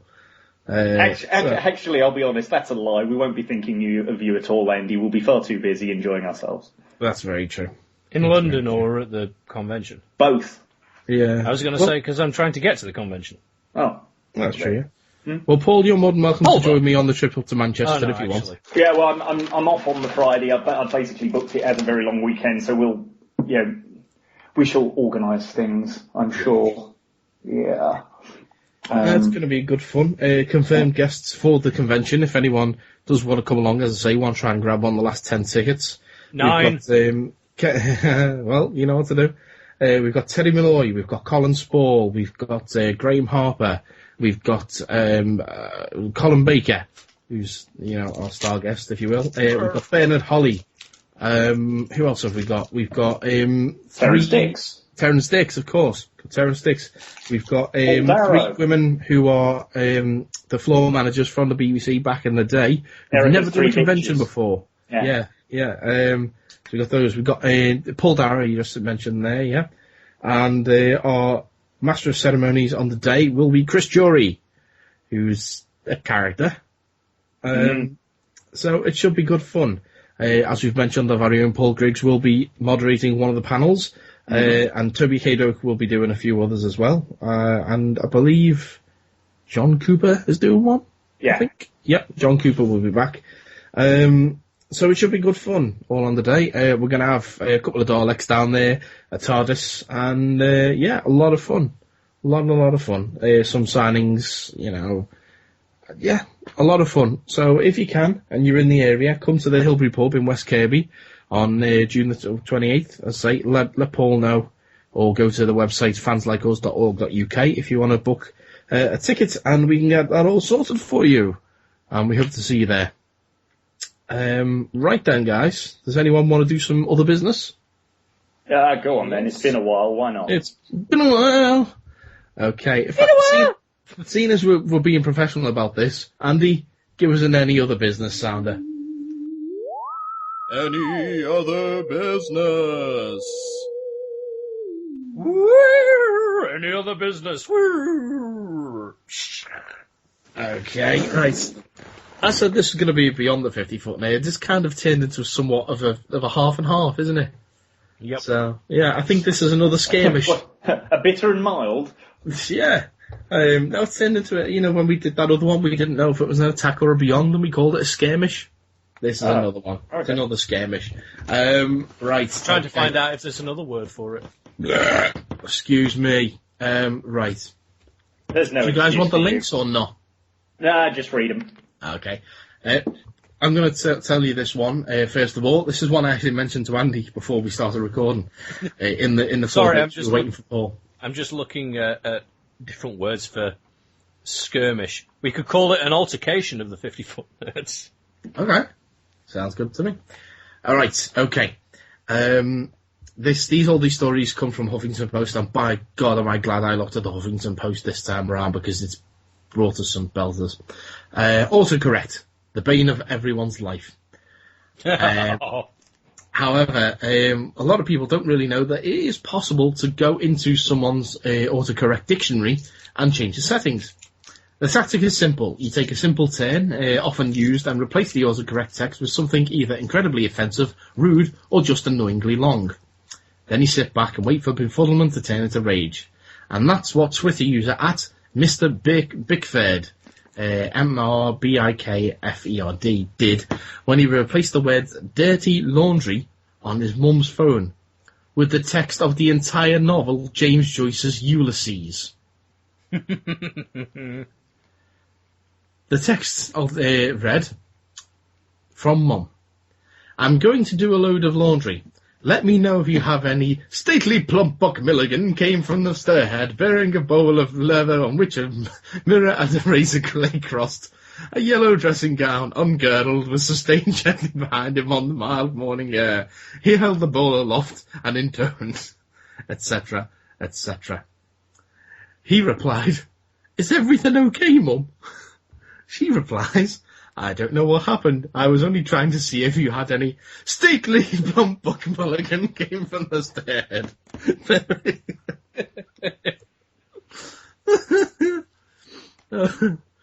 So I'm going to do that tomorrow on my mum's phone. Yeah. So if you ever get the chance, do find a large chunk of text and mess with someone's phone. Okay, next up. Okay. Right. We all know, those of us who have children, i.e. the three of us, that it's difficult to actually think of what is the best name for my child. It's like, I don't know what the best name is. It's all dependent on, you've got to pick the right name that's going to sum up their personality, but you don't know their personality yet. And the question could be begged, is their personality based on the name that you picked? Well, there's a couple, where are they from? Doesn't say. But a couple couldn't decide what to name their baby, so they decided to set up a website called NameMyDaughter.com, which then linked onto his Reddit account. This guy, Stephen McLaughlin, his Reddit account, he wanted those people to name his newborn child. And, of course, the internet did exactly what you think it might. They came up with some fantastic names, including Megatron Salad, Street Lamp of the Sea, Yana Don't Blink, and Chalupa Batman. The number one baby name that was voted out of 150,000 votes was Cthulhu. Cthulhu Allspark, if we're being technical. But the name was vetoed by the parents in favour of Amelia Savannah Joy McLaughlin. However, Amelia's mother, Catherine, gave a nod to the internet favourite and wrote on a Facebook post, all bow down to the great and powerful Cthulhu. Yeah. So, Cthulhu or Cholula, as my wife calls it. Yeah. Oh God, remember that? That's the other night. Yeah. Yeah. But imagine that, though. Imagine, you have that sit-down conversation with your parents, as we all done at some time, and said, is there a time when, what was almost my name? Oh, we nearly called you Cthulhu. It's there's the sleeping dark god who waits below the earth. Yeah. Below the Pacific. Yeah. Yeah. Well, I always had the conversation because my parents gave me a shit name anyway. Oh yes, people don't know. A lot of people don't know this. The Paul isn't actually your first name, is it? No, it's my middle name. I do what a large chunk of my family do. We dump the first name at the first opportunity and use the middle name instead. For example, everybody knows my dad as Peter, but he's actually a Roland. My uncle Michael was actually a Christopher. My uncle Roy is actually... My uncle Pop is actually a Michael. Mm. So, there you go. Mm. Well, what's your first name, then? I don't want to say. Is it Steve? No. His name is Steve. And it's not fucking Ian either. That would have been the best one we could have put on that other website named My Daughter. Fucking Ian. Oh. No, my parents named me after a friend of theirs, and they gave me a unisex Daisy. name. Well, no, they gave me a unisex name, so I was going to be this whether I was a boy or a girl. I'm a Dion. Dion? Dion, D-I-O-N. That's the masculine spelling. Obviously, growing up in the 80s, it's very much a sort of, you got a girl's name, Dion Warwick. Just ask Andy, because he was there. He knows how much shit I got for that name. Was I? No. To be Other fair, he's got Andy, oblong Andy legs, Howard. so he's probably got more on his plate to deal with. Yeah. Yes, as soon as I could, I dumped it, basically. To be fair, Dion just makes me think of one of those douchey-looking bodybuilder guys. Yeah. You're welcome, Paul. Yeah, gee, thanks. It's derived from Greek mythology. It's Dionysus, Greek god of getting... Oh, that's actually kind of cool. Yeah, it is kind of cool when you think of it that way, but like I say, growing up with basically a girl's name in the 80s, you were asking for trouble. And, so I dumped it as... If I'd been given... At which point, you start punching people in the face, yelling, Dionysus! Well, I was certainly doing the punching people in the face, but that's another story for another time. If I'd grown up with that name Is it today... anything like Mike's story about punching someone in the balls? I don't know. Is it anything like your story about punching people in the balls? I don't remember any stories about punching anyone in the balls. You were both singing. What?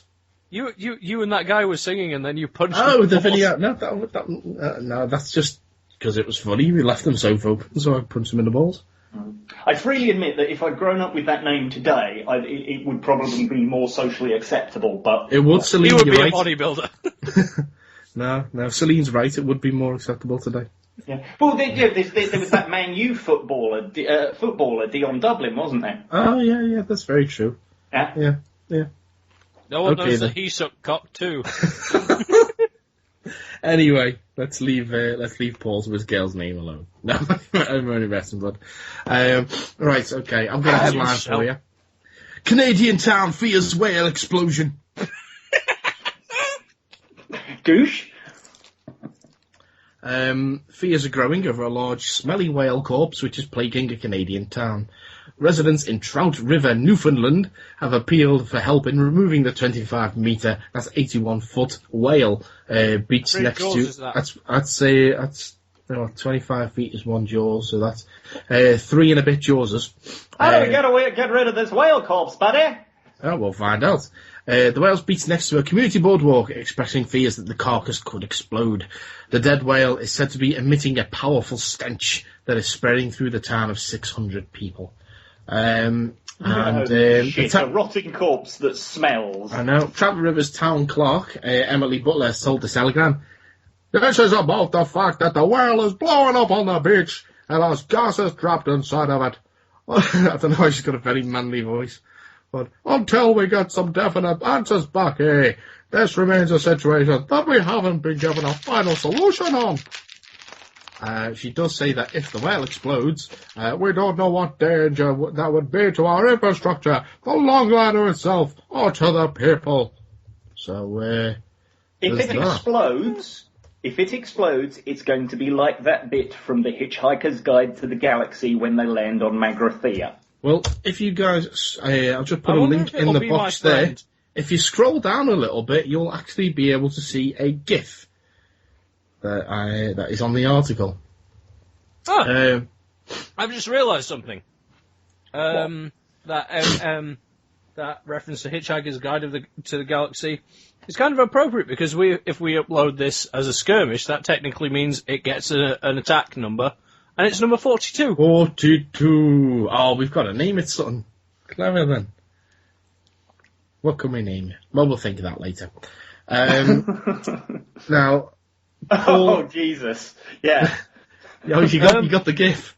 Yeah. I was just opened a BBC News article about it, where at the end it just says, "Last year, a sperm whale carcass that washed up on the Faroe Islands exploded as a biologist attempted to dissect it." Yes, that's what this GIF is. That this is Bjarni Mikkelsen, a scientist at the National Museum of the Faroe Islands, was given the grim task of getting rid of a whale corpse. Yeah. The damn thing just massively explodes all over him. All it took was a little prick. Well, this is why we don't let Paul do it, because as we all know, he is the 12-inch man. This is why Shiny doesn't like attacking whales. Speaking of little pricks and animals, we're going for a story about bestiality next. Hooray! You do surprise me. On the 50-foot nerds, we do love it when a woman shags a horse.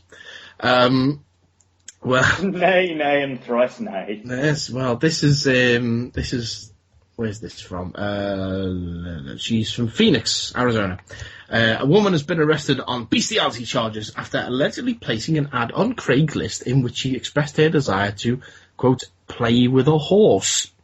A 22-year-old who identifies as transgender. Oh, okay, so why have they written woman then? Or whatever. Well, that's obviously how she identifies. Yeah. Okay, that's fair enough. 22-year-old who identifies as transgender was booked under her birth name of Donald Wailde. I don't know. Waelde. Did she just win Eurovision? Possibly.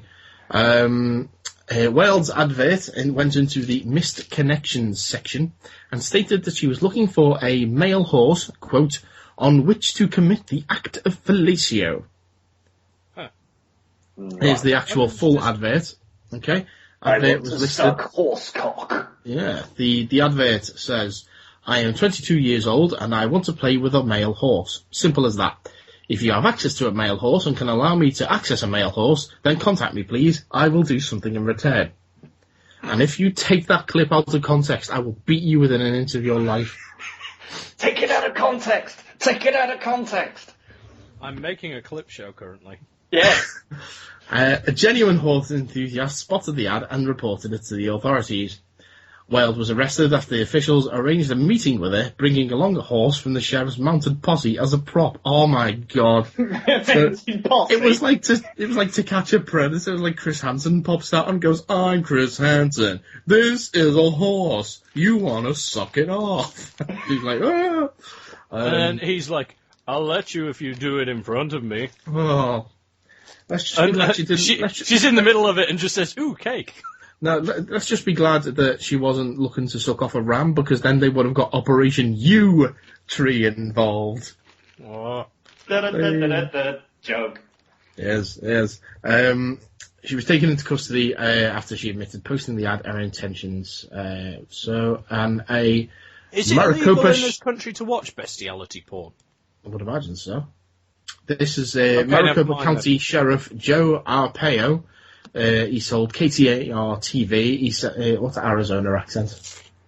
He goes, cases like this are tough to talk about, but we will always go after those who commit sex acts with animals. That's a genuine Arizona accent there. Golly. Yeah. Speaking of animals, I have, Andy's already seen this. I'm just going to post it in here to show to Paul.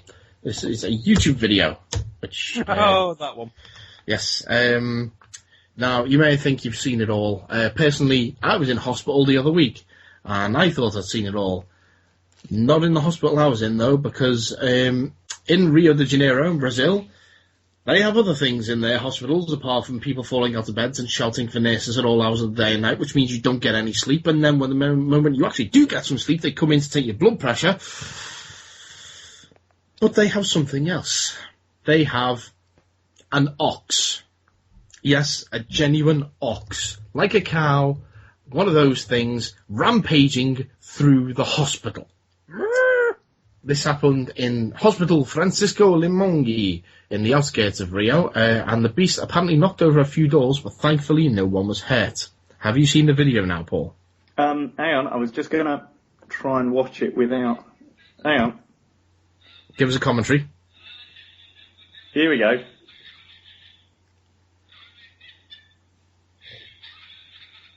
It's a good commentary. Yeah, well done. Yeah. That was a little bizarre. Commentary means explain what you're seeing, not just sit there. Oh, sorry. You know? Oh, sorry. This is why we don't put you on 50-foot commentaries. This is why we don't have you on the movies. There was a commentary. Oh, yes, we're going to be watching Iron Man 3 tonight, aren't we? I talk more by myself. It's basically, it's basically a hospital corridor with people running down it, followed by an ox. There we go. It's a load of bull. It's a load of bull in a hospital, basically. Yeah, essentially. Now, this is we go. Now, Channel 9 News in Rio. Let's see, what's a Brazilian accent now then? It's kind of Portuguese, isn't it? A large number of oaks roam Tejano de Mores and mountainous region of Rio. A lack of fencing and adequate security on the door was blamed for the unwelcome intrusion. I need to go back to Colombia at 9. Andale. Yeah. So, I mean, it's literally just on the video. You see this thing just running down the corridor, smashing its head into stuff. Moo. Move out the way.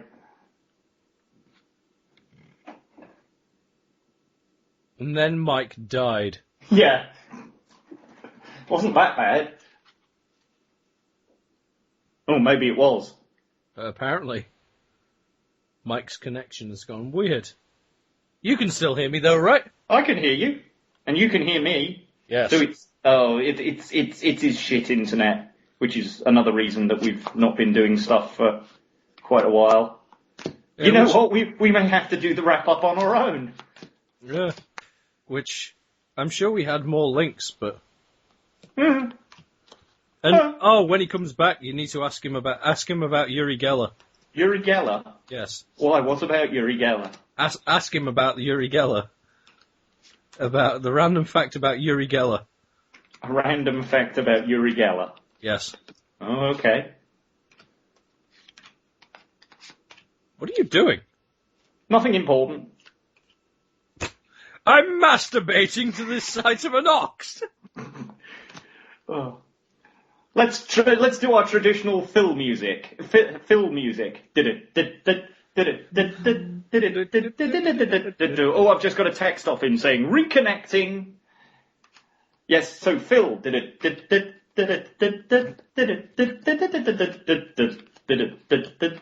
Have you had an injury at work? That reminds me, finally got around to watching The World's End. I've still not seen that either. Yes, I keep forgetting it's useless talking to you about films because you don't watch them. No. Well, I will do soon. Yes, you should. Why is Mike It says Mike is busy.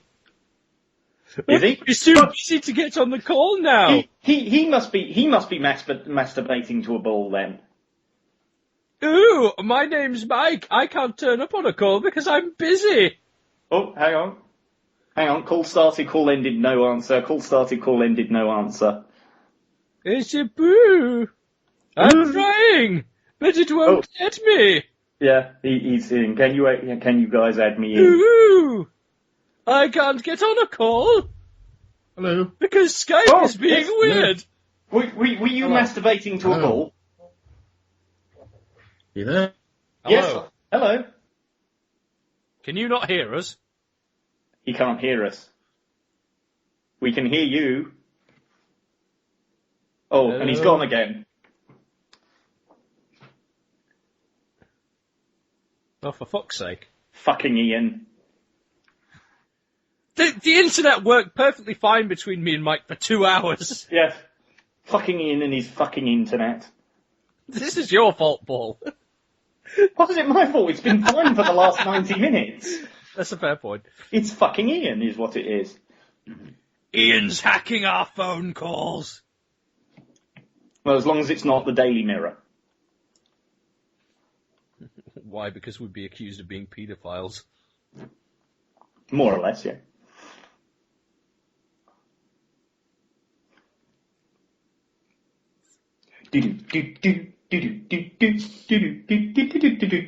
Oh, call started. Is he back? I don't know. Are you there? Is there anybody in the room? Can you hear us? That too. Oh, what was that? Call dropped. Don't you just fucking love technology? Yep. Bloody technology. I'll obviously have to cut out all of this shit. Well, I don't know. Some of it may be entertaining. Yep. Oh well, time to watch porn. So it's you that's masturbating to a bull? I never said I was watching porn of a bull. Though, I have... No, actually, I best not tell that story unless watching bestiality porn is illegal in this country. Well, I don't know if it's illegal to watch certain kinds of porn. The act of watching isn't necessarily the illegal bit. It's the possession of, or creation of, or supplying of that tends to be the illegal act, as I understand it. Okay. Don't take my word for it. That's just my general understanding. There's a separate section for it on the Crown Prosecution Service. You're actually looking it up? Yes. Oh, no. Hello. Are you there? Oh, yes, sorry. Internet went a bit wonky. Fucking Ian. I know. I'm looking up the laws for possessing extreme pornography. Oh, okay. I'm slightly concerned as to whether watching bestiality porn in this country is illegal or not. I suggested that watching in and of itself may not be illegal, however, possession, supplying, or creation of probably is. Mm.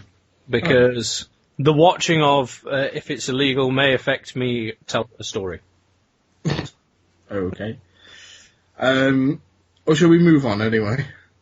While you were gone, Andy said to ask you about... what did you say? Uri Geller. Oh, Uri Geller. Uri Geller. Oh, of course, yes. Tell me something I don't know about Uri Geller.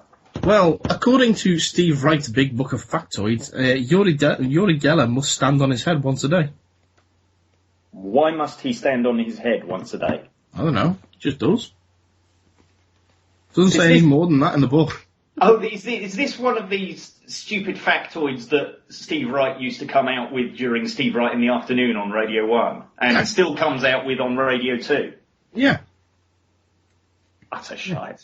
The only good thing about Steve Wright back in the Afternoon back in the early 90s on Radio 1 was they did those down the pan Dalek sketches. Well, leave it. Ulrika Jonsson once licked a lamppost when she was a child in Sweden and it got stuck. I took 3 friends blowing warm air on it to loosen her tongue's grip on the pole. Blowing Ulrika Johnson. Mm-hmm. There's a mental image you just didn't want to go to. Penelope Cruz collects coat hangers. Okay. Yeah, see. Weren't we going to do something with a Star Wars trivia book? Yeah, I was looking at it and it's just not that, actually. It's probably was harder. The questions were a lot harder when I was a child. Yes. Isaac Newton invented the cat flap. Okay. Yeah. I can actually believe that.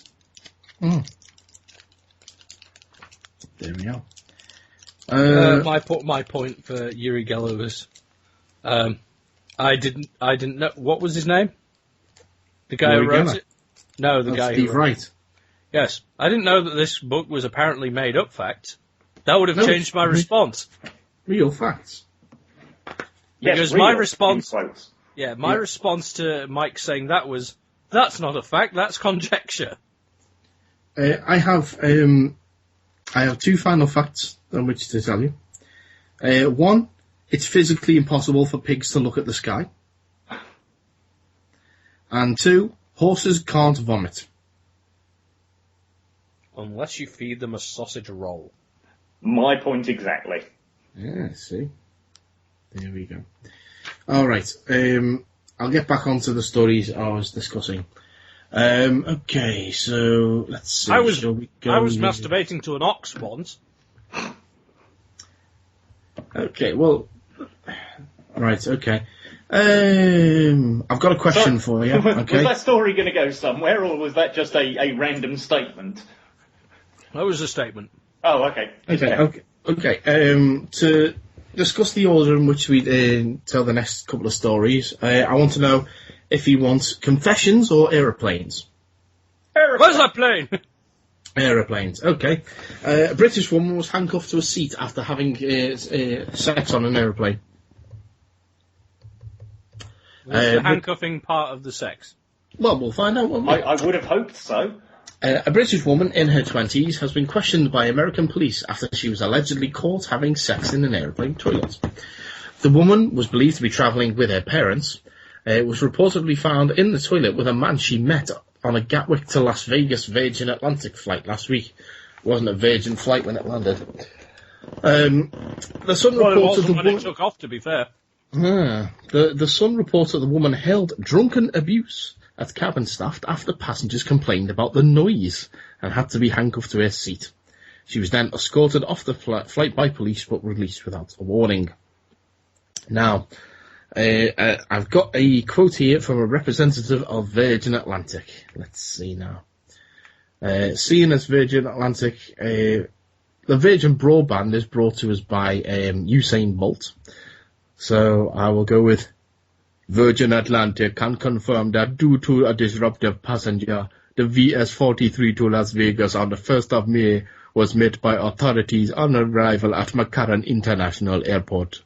This isn't how Usain Bolt talks.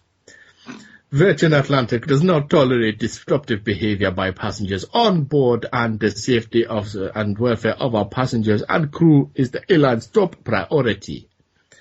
In 2005, Virgin CEO Richard Branson appeared to hint mile-high sex was acceptable aboard his fleet during a Radio 5 Live breakfast programme, insisting, we're not the type of airline that bangs on bathroom doors. I'll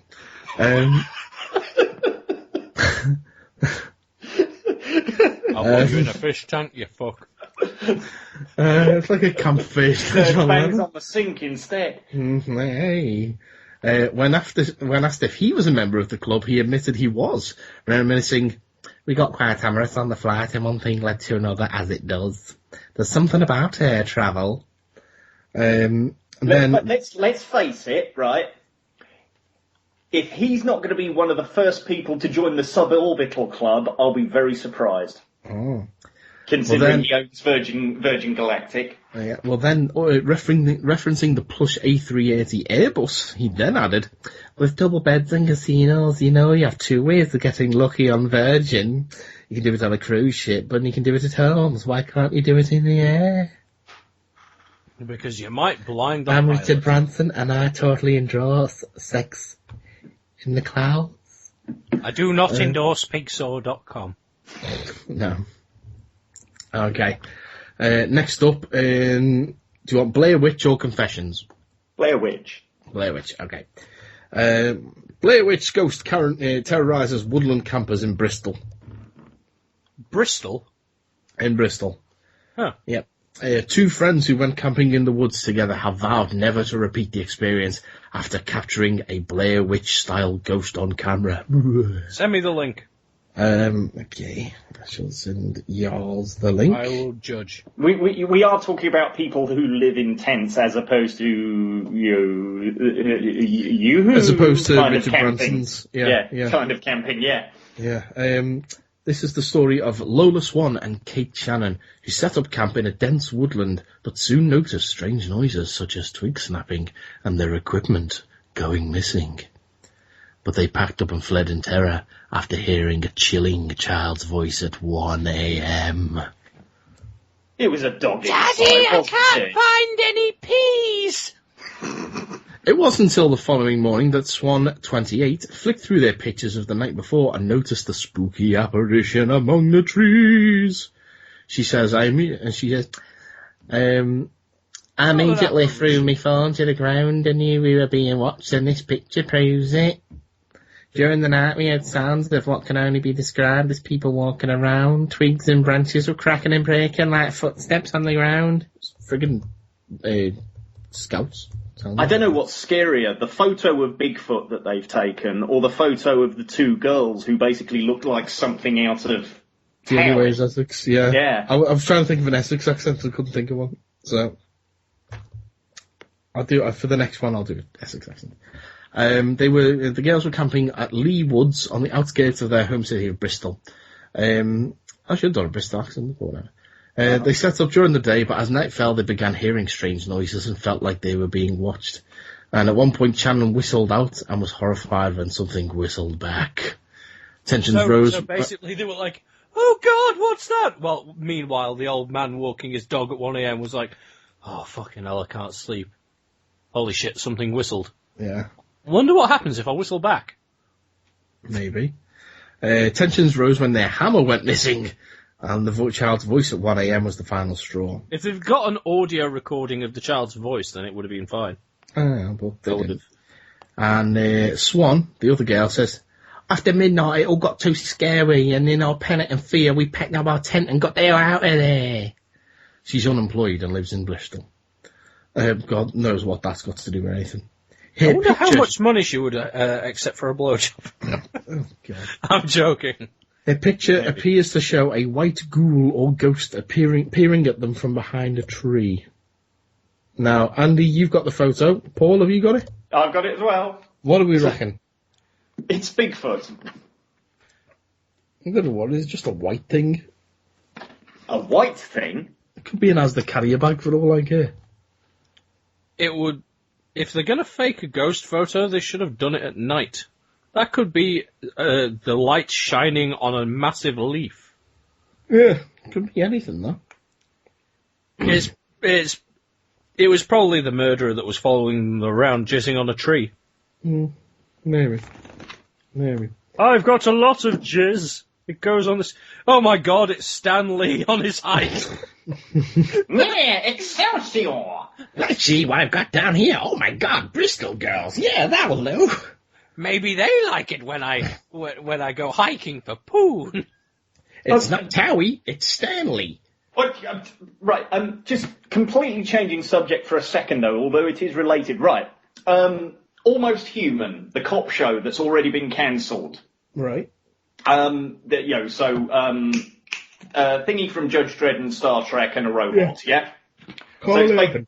But yeah, Carl Urban basically doing Mac and Me, yeah? Yeah. Great gag in the episode that we watched tonight.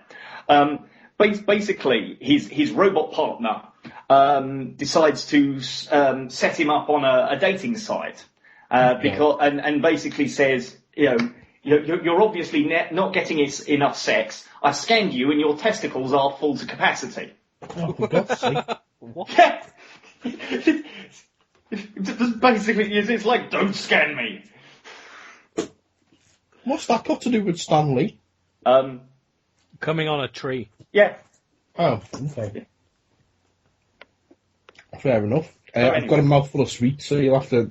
A mouthful of... I thought Paul was going to talk for longer than that. It's only a quick aside. give you a Keep talking, because I've literally got a mouthful of Haribos.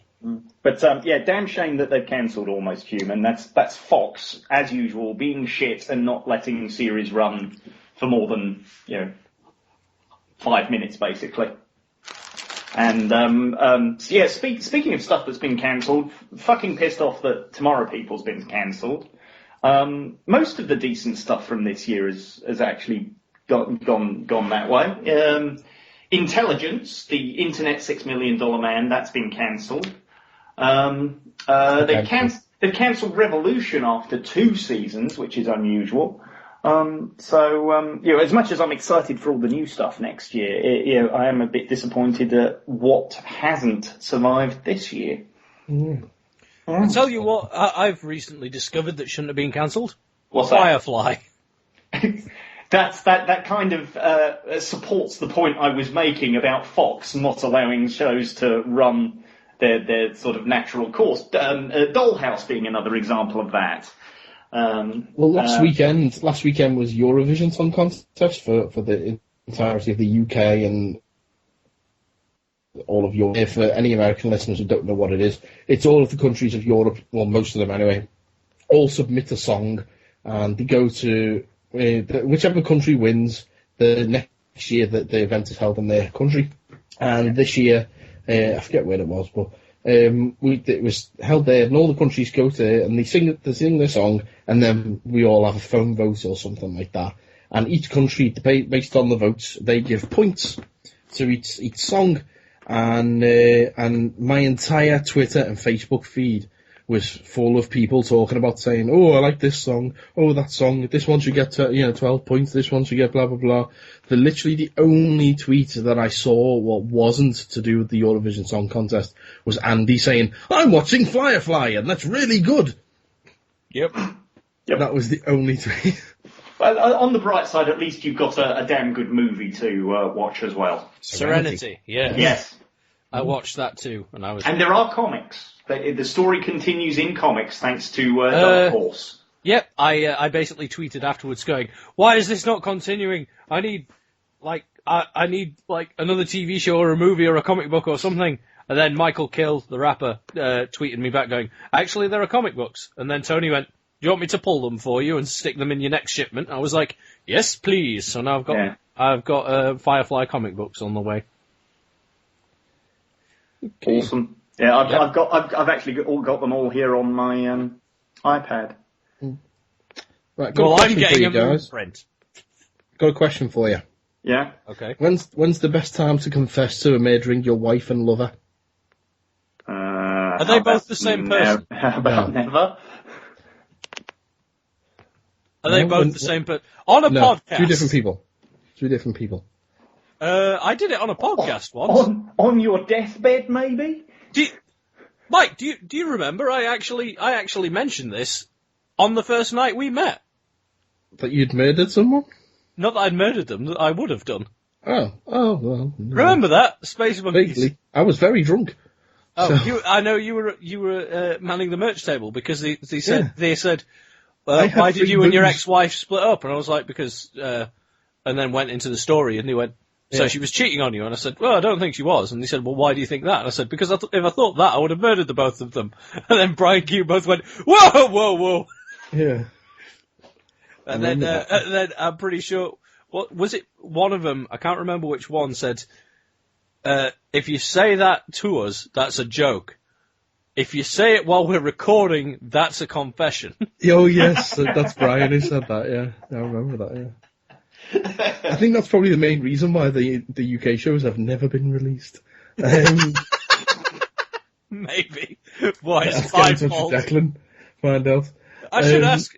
I shall tweet him now. Yes. You have to say it casually so it doesn't sound like you're actually admitting to It's a murder. But anyway, so Paul, you reckon on your deathbed, Andy, when do you reckon is the best time to confess?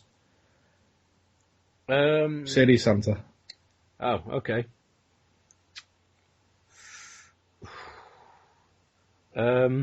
Yeah, just before you're about to die, probably. Okay, so it's not on a blind date style dating show on TV. Oh, I've heard about this. No. Unless, of course, you've been found out, you've served the time, and you're out of prison. Well, let's see what happens. Funny you should mention that. A guy by the name of Sefer Kalanak was on a Turkish dating show and chose the moment in the limelight to casually reveal that he killed both his former wife and subsequent lover. He was on Flash TV's Look Over the Drawer, and he told them that he had served prison sentences for both the murders and had been released under an amnesty program. The 62-year-old insisted that he'd been a victim of destiny and revealed, "I'm an honest person looking for a new life."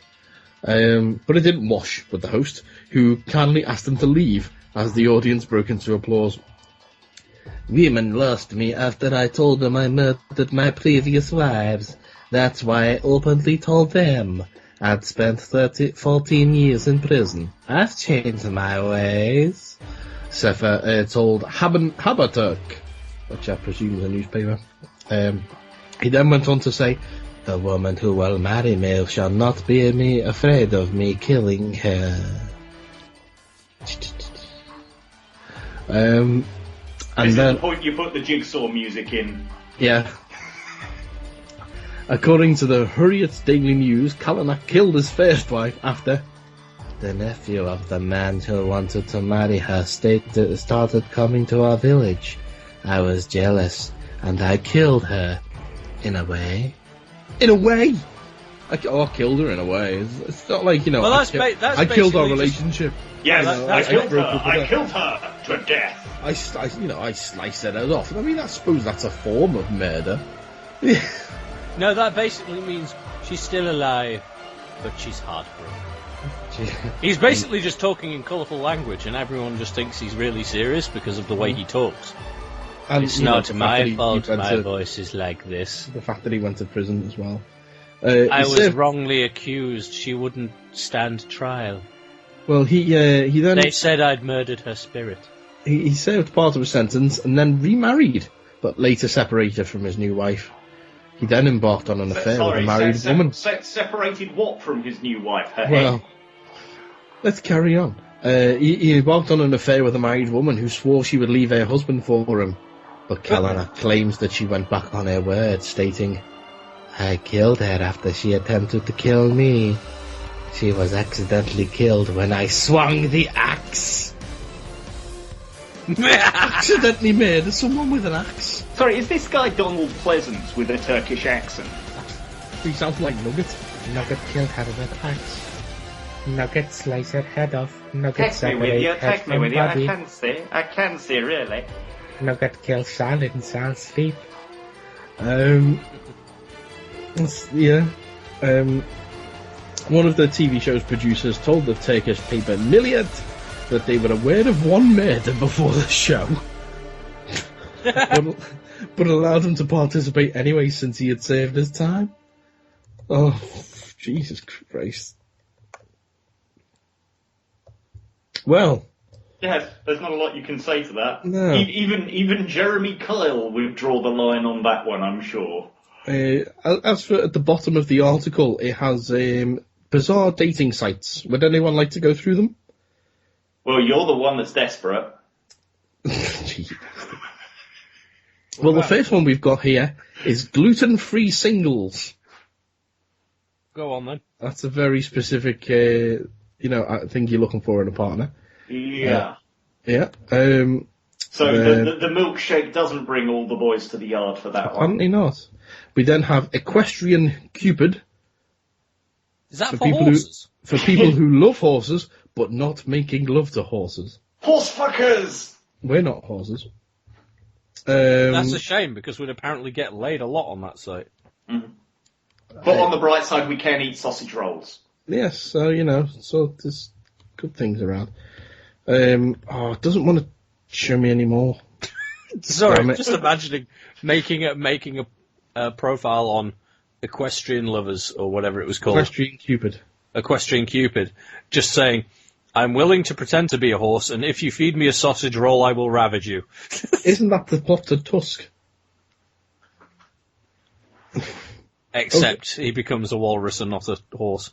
I sent you the script, didn't I? No, you didn't. I mean, I don't know how the script to Tusk. I don't know what I mean. This sounds more like a plot to something like Extreme Bronies.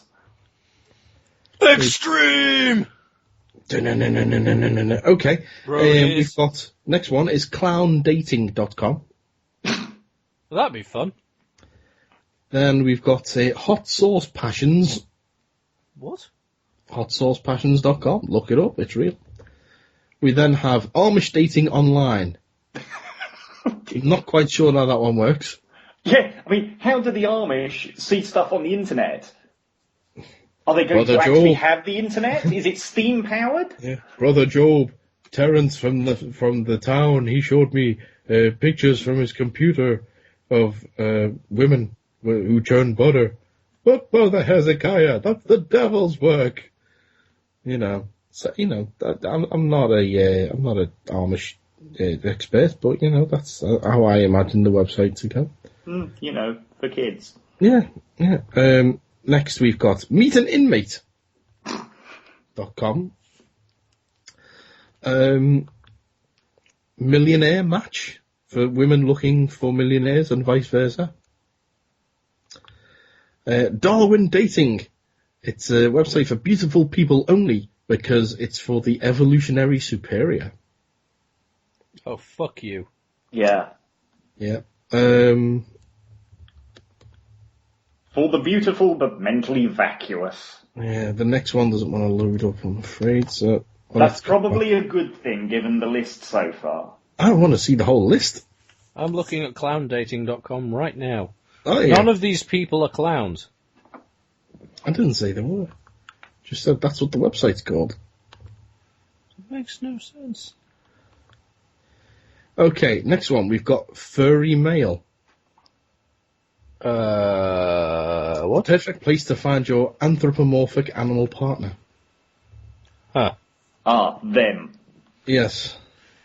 To be fair, I'm hairy enough that I could... furries last night at the meal I went to. To be fair, I'm hairy enough that I could get away with that. We've then got Sea Captain Date. What? For all those sea captains out there. Arr! If you're tired of only having the ocean a lot of to seamen. Back to the furries, we've got Personals. Holy crap, send me that. Personals.com. Then we've got Mullet Passions. These are all genuine, real websites. I swear to God. Mulletpassions.com. Next up, Diaper Mates. Oh! For the adult baby and you. What's next? Are you so slow? I opened up personals.com and there's a woman on the side talking to me. You messing? No! Listen!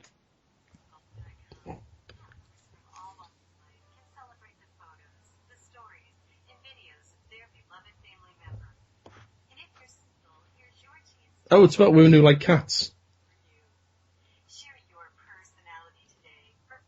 Yes. Oh, God. It's Catwoman's website. Right, okay. What about women behind bars? As long as they can pull me a decent pint, I don't mind. No, I'm talking about the prison variety. Oh, dear. So long as they can pull me off, I don't mind. What about singleswithfoodallergies.com? That's alright, I'll eat half their meal. myfreeimplants.com. What? It's a place where wealthy men can donate money for females to get the breast implants they've always dreamed of, with a chance that then said females will want to start a relationship with them. Oh, fuck that. Buy my boobs and I might think about going out with you. Essentially. That's basically the opposite of what I'm trying to do at the minute.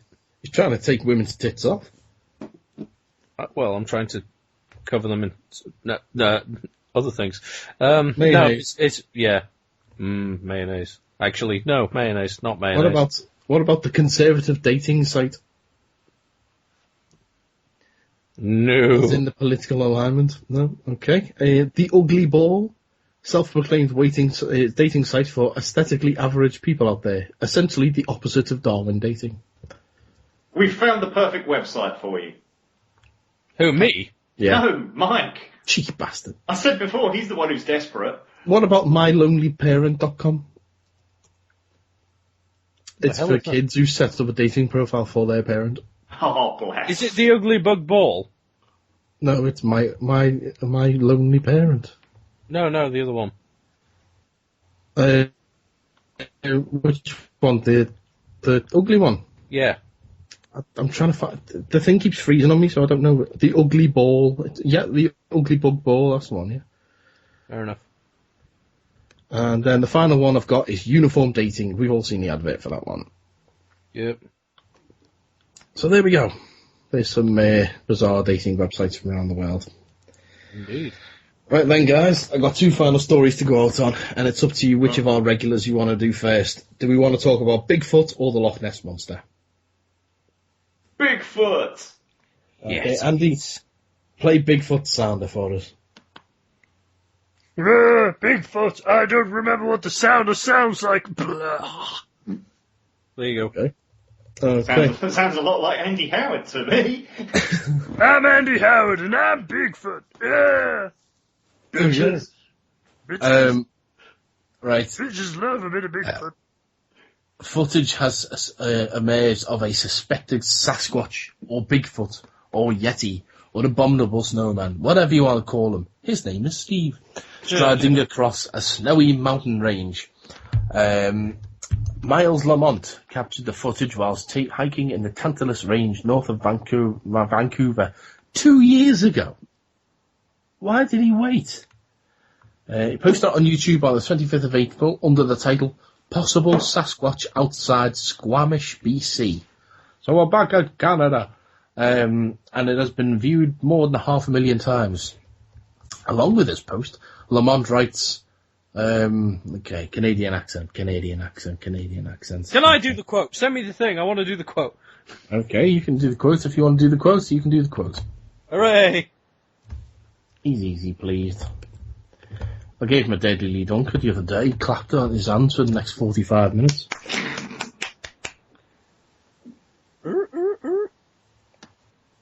Okay, we're back to Seal.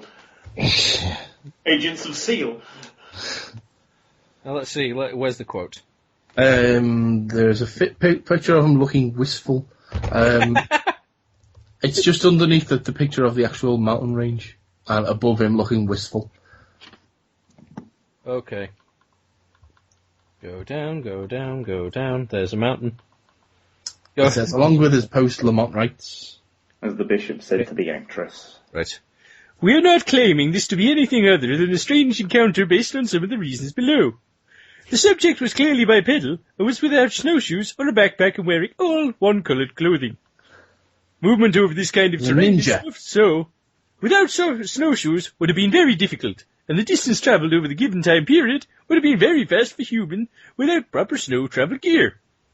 We've encountered bears on the approach to this summit in the past. This video is most definitely not showing a bear or any other wild animal that was not kidnapped by Tyler. And despite Lamont's insistence, the animal was not a bear, and indeed his career as a wildlife biologist, who is, quote, very familiar with black bears and grizzlies, Sasquatch expert Bill Miller disagrees. Speaking to Canada's Global News Network, Miller said, I'm fairly confident from studying the video it's a bear. The only reason it could be upright is because it's on a slope, eh? In his final comments under the post, Lamont allows, perhaps the most reasonable explanation for this video is a very ill-prepared hiker, hiking up a difficult section of snowline as opposed to a much easier route. One who is very physically fit and able to cover ground in unusually quick fashion must have had very large feet as we were breaking through snow crust in just our boots. A website named British Columbia Sasquatch Sightings claims that the creature has a long history in the region, said to reach back 200 years. It cites one report of a fur trader and his party being attacked by, quote, hairy humanoids, who flung rocks at them in 1864. So, let's have a little look-see at the video then. It's at the top, if we want to check that out. Hopefully it'll load up for me. Okay. It's taking its time, it's taking its time, it's taking its time. If you want to play along, then by all means, look on the YouTube under the title that we said before that I've forgotten. Because I'm good like that. That was just an excuse for me to talk whilst my video loaded, which it isn't. So, I may so have far, to... it's just a black dot. Have you got it up, have you? Yeah. He's basically saying, "Oh, I wish you could see this. It's amazing. See that black dot? It's actually a Yeti. You can't see it, but man, I wish you could see it."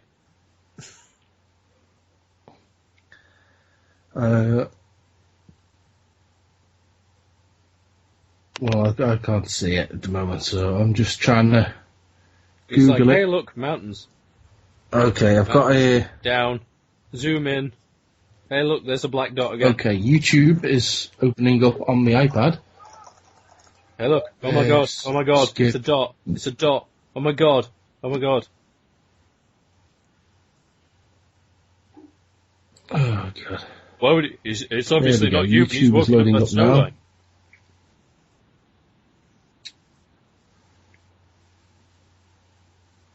God damn YouTube, you take Of course, ages. he's got to be Canadian.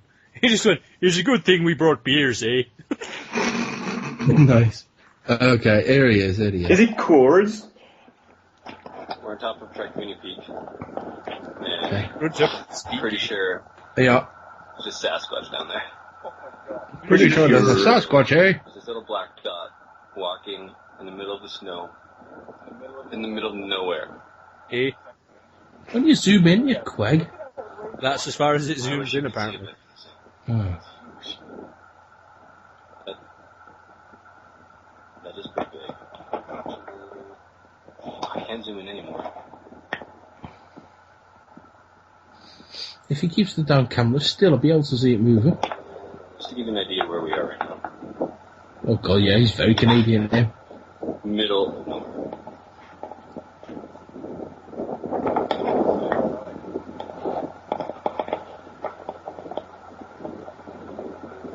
Why would he walk up that way? Yeah, I don't know. If that was a human, why would you walk up that bridge? Or that Good snow thing we line? brought beer, eh? Well, anyway, that's the Canadians for you.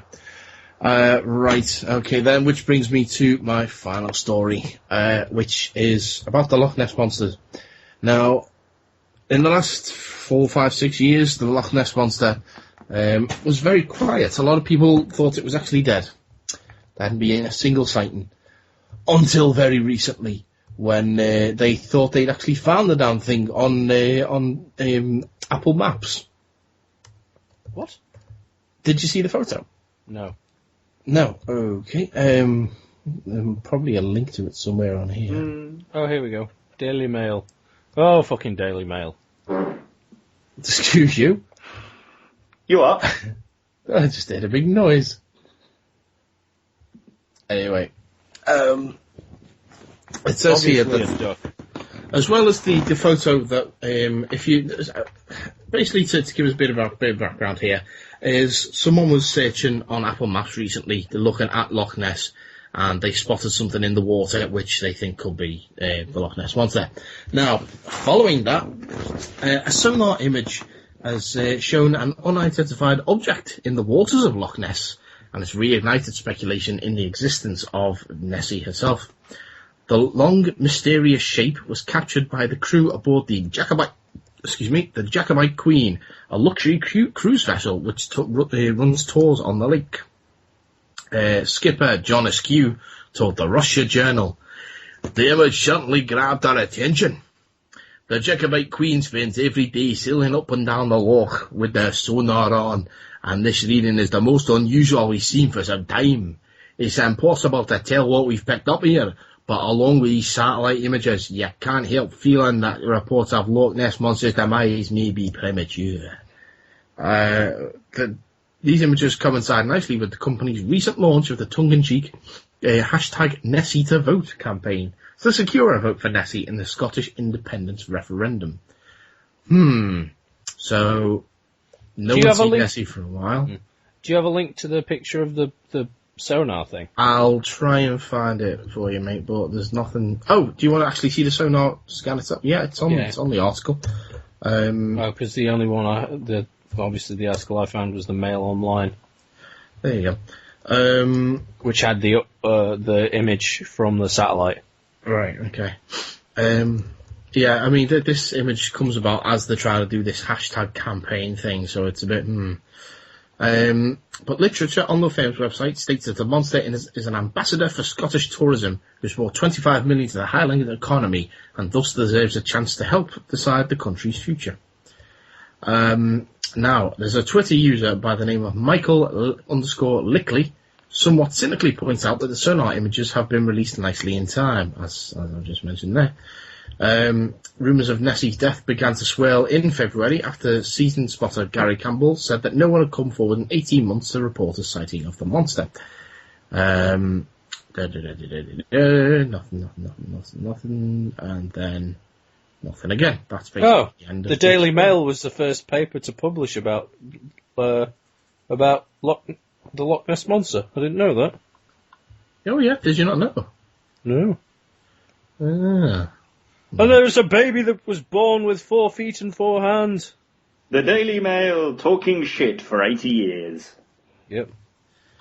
Well, there we go. It looks like Nessie may be alive and well. Or not exist. Well, yeah, there's that. So, what have we learned this time? We've learned that Batman likes to push empty swings. We've learned that transsexuals look to suck horsecock on the internet. And we know that Canadians, they love beer, Other than that, I don't think there's much else we can say. So if you want to get in touch with us, as Andy Howard did, and add nothing to the conversation, then you suck off a horse. No.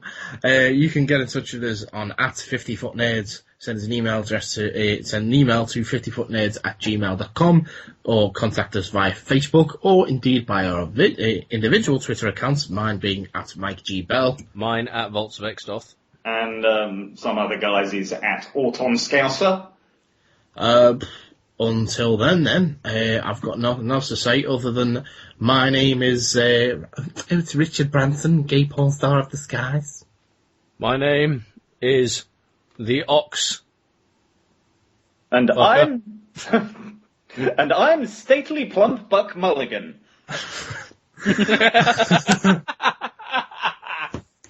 Until the next time, hopefully not too long in the future, geek out.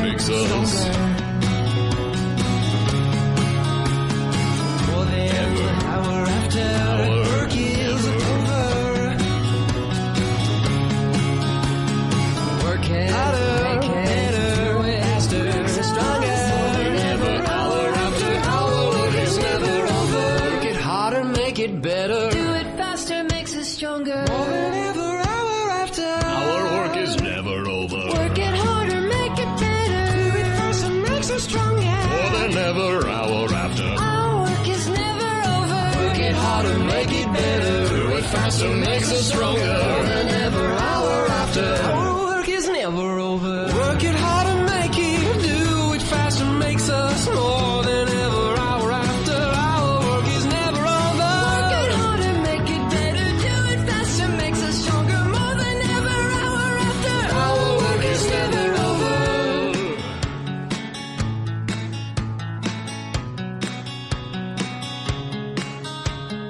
Work it harder, make it. Do it faster, makes us. More than ever, our work is never over. Work it harder, make it. Do it faster, makes us stronger. More than ever, hour after. Our work is never over. Work it, make it better. Faster makes us stronger. More than ever, hour after. Our work is never over. Work it harder, make it. Do it faster, makes us stronger. More than ever, hour after. Our work is never over. Work it harder, do it faster, makes us stronger.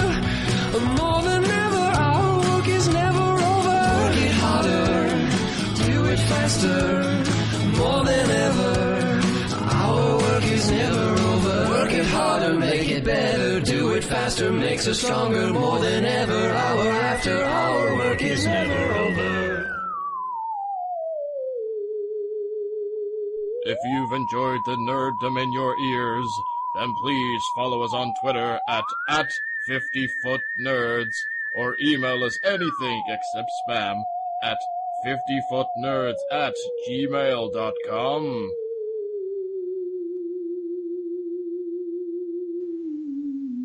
I'm watching that at the moment, actually. Monty Python. Well, you should have been focused on the podcast. No, not right this second. I'm up to about halfway through season 3. Ah. It's bizarre. We actually had an episode with a celebrity cameo. Oh my lord. Yeah, I know. You get to the end of the episode and they did this spoof chat show presented by the It's Man, and you have Ringo Starr and Lulu as the guests. What? Yeah, seriously. Okay. Yeah. And they don't have anything to say. They're just there to sit on the sofa. The It's Man comes in and he goes, "Hello and welcome to It's," and then of course it kicks off the title sequence, and that's the gag, and that's the end of the show. Okay. Yeah, but yeah, it was bizarre. A celebrity cameo in Monty Python's Flying Circus. Nice. Nice. Awesome. I love Monty Python. We'll have to see if we can get any celebrity cameos in our podcast sometime. Yes, I'm. Yeah. Andy, did you see who I was chatting with on the Twitter a couple of days back about 2000 AD? No. It was Johnny Vegas. Oh, cool. Yeah, it was. He's a big 2000 AD fan. Wants to do audio plays of Road Trooper. Nice. Oh, Judge Dredd, I was explaining to him, it's been done! Yes, I was... He was well impressed. Yeah, I was waiting for people to tell him that. It's just a shame that most of them aren't in print anymore. I know. But, you know, in the end, he was still quite impressed, so who knows? Who knows? And then, funnily enough, a couple of... my mate, Rob Deb, who we're probably going to meet when we go down to London for Jolly Nerds 2, has met him like last night and has a photo with him on Facebook. Oh, what coincidence? Well, Rob's a stand-up, so that's true. Yeah. They do hang out in similar sorts of circles, I imagine. But yeah, so that'll be cool. Yeah. And we need to arrange a point when we can do a follow-up interview with Steam Powered Giraffe as well. Yes, well... Again, Paul, I don't know how much Steam Powered Giraffe you've listened to. Oh, that would be, let's think about this, give or take slightly less than none. Well, you actually enjoy it, it's quite good. I probably would, it's just getting this way, to it, isn't it? Freaking Elise loves Steam Powered Giraffe, man, so... Yes. Yeah. So... Which is why I was waiting until Mike had internet back to arrange the next interview. And as you can tell, I barely had internet back tonight. Yes. So, yeah. Well, you did for 3 hours. Yeah, and then Paul come on, everything went tits up. Fuck off. We did a good 90 minutes before your internet fucked up. I know. Told you before, it's fucking Ian. Yeah. Fucking internet. Ian hacking our shows. Internet, yeah. Walking around with his Ians. Wi-Fi. That doesn't work. Wi-Fi. Oh. Yeah, whatever.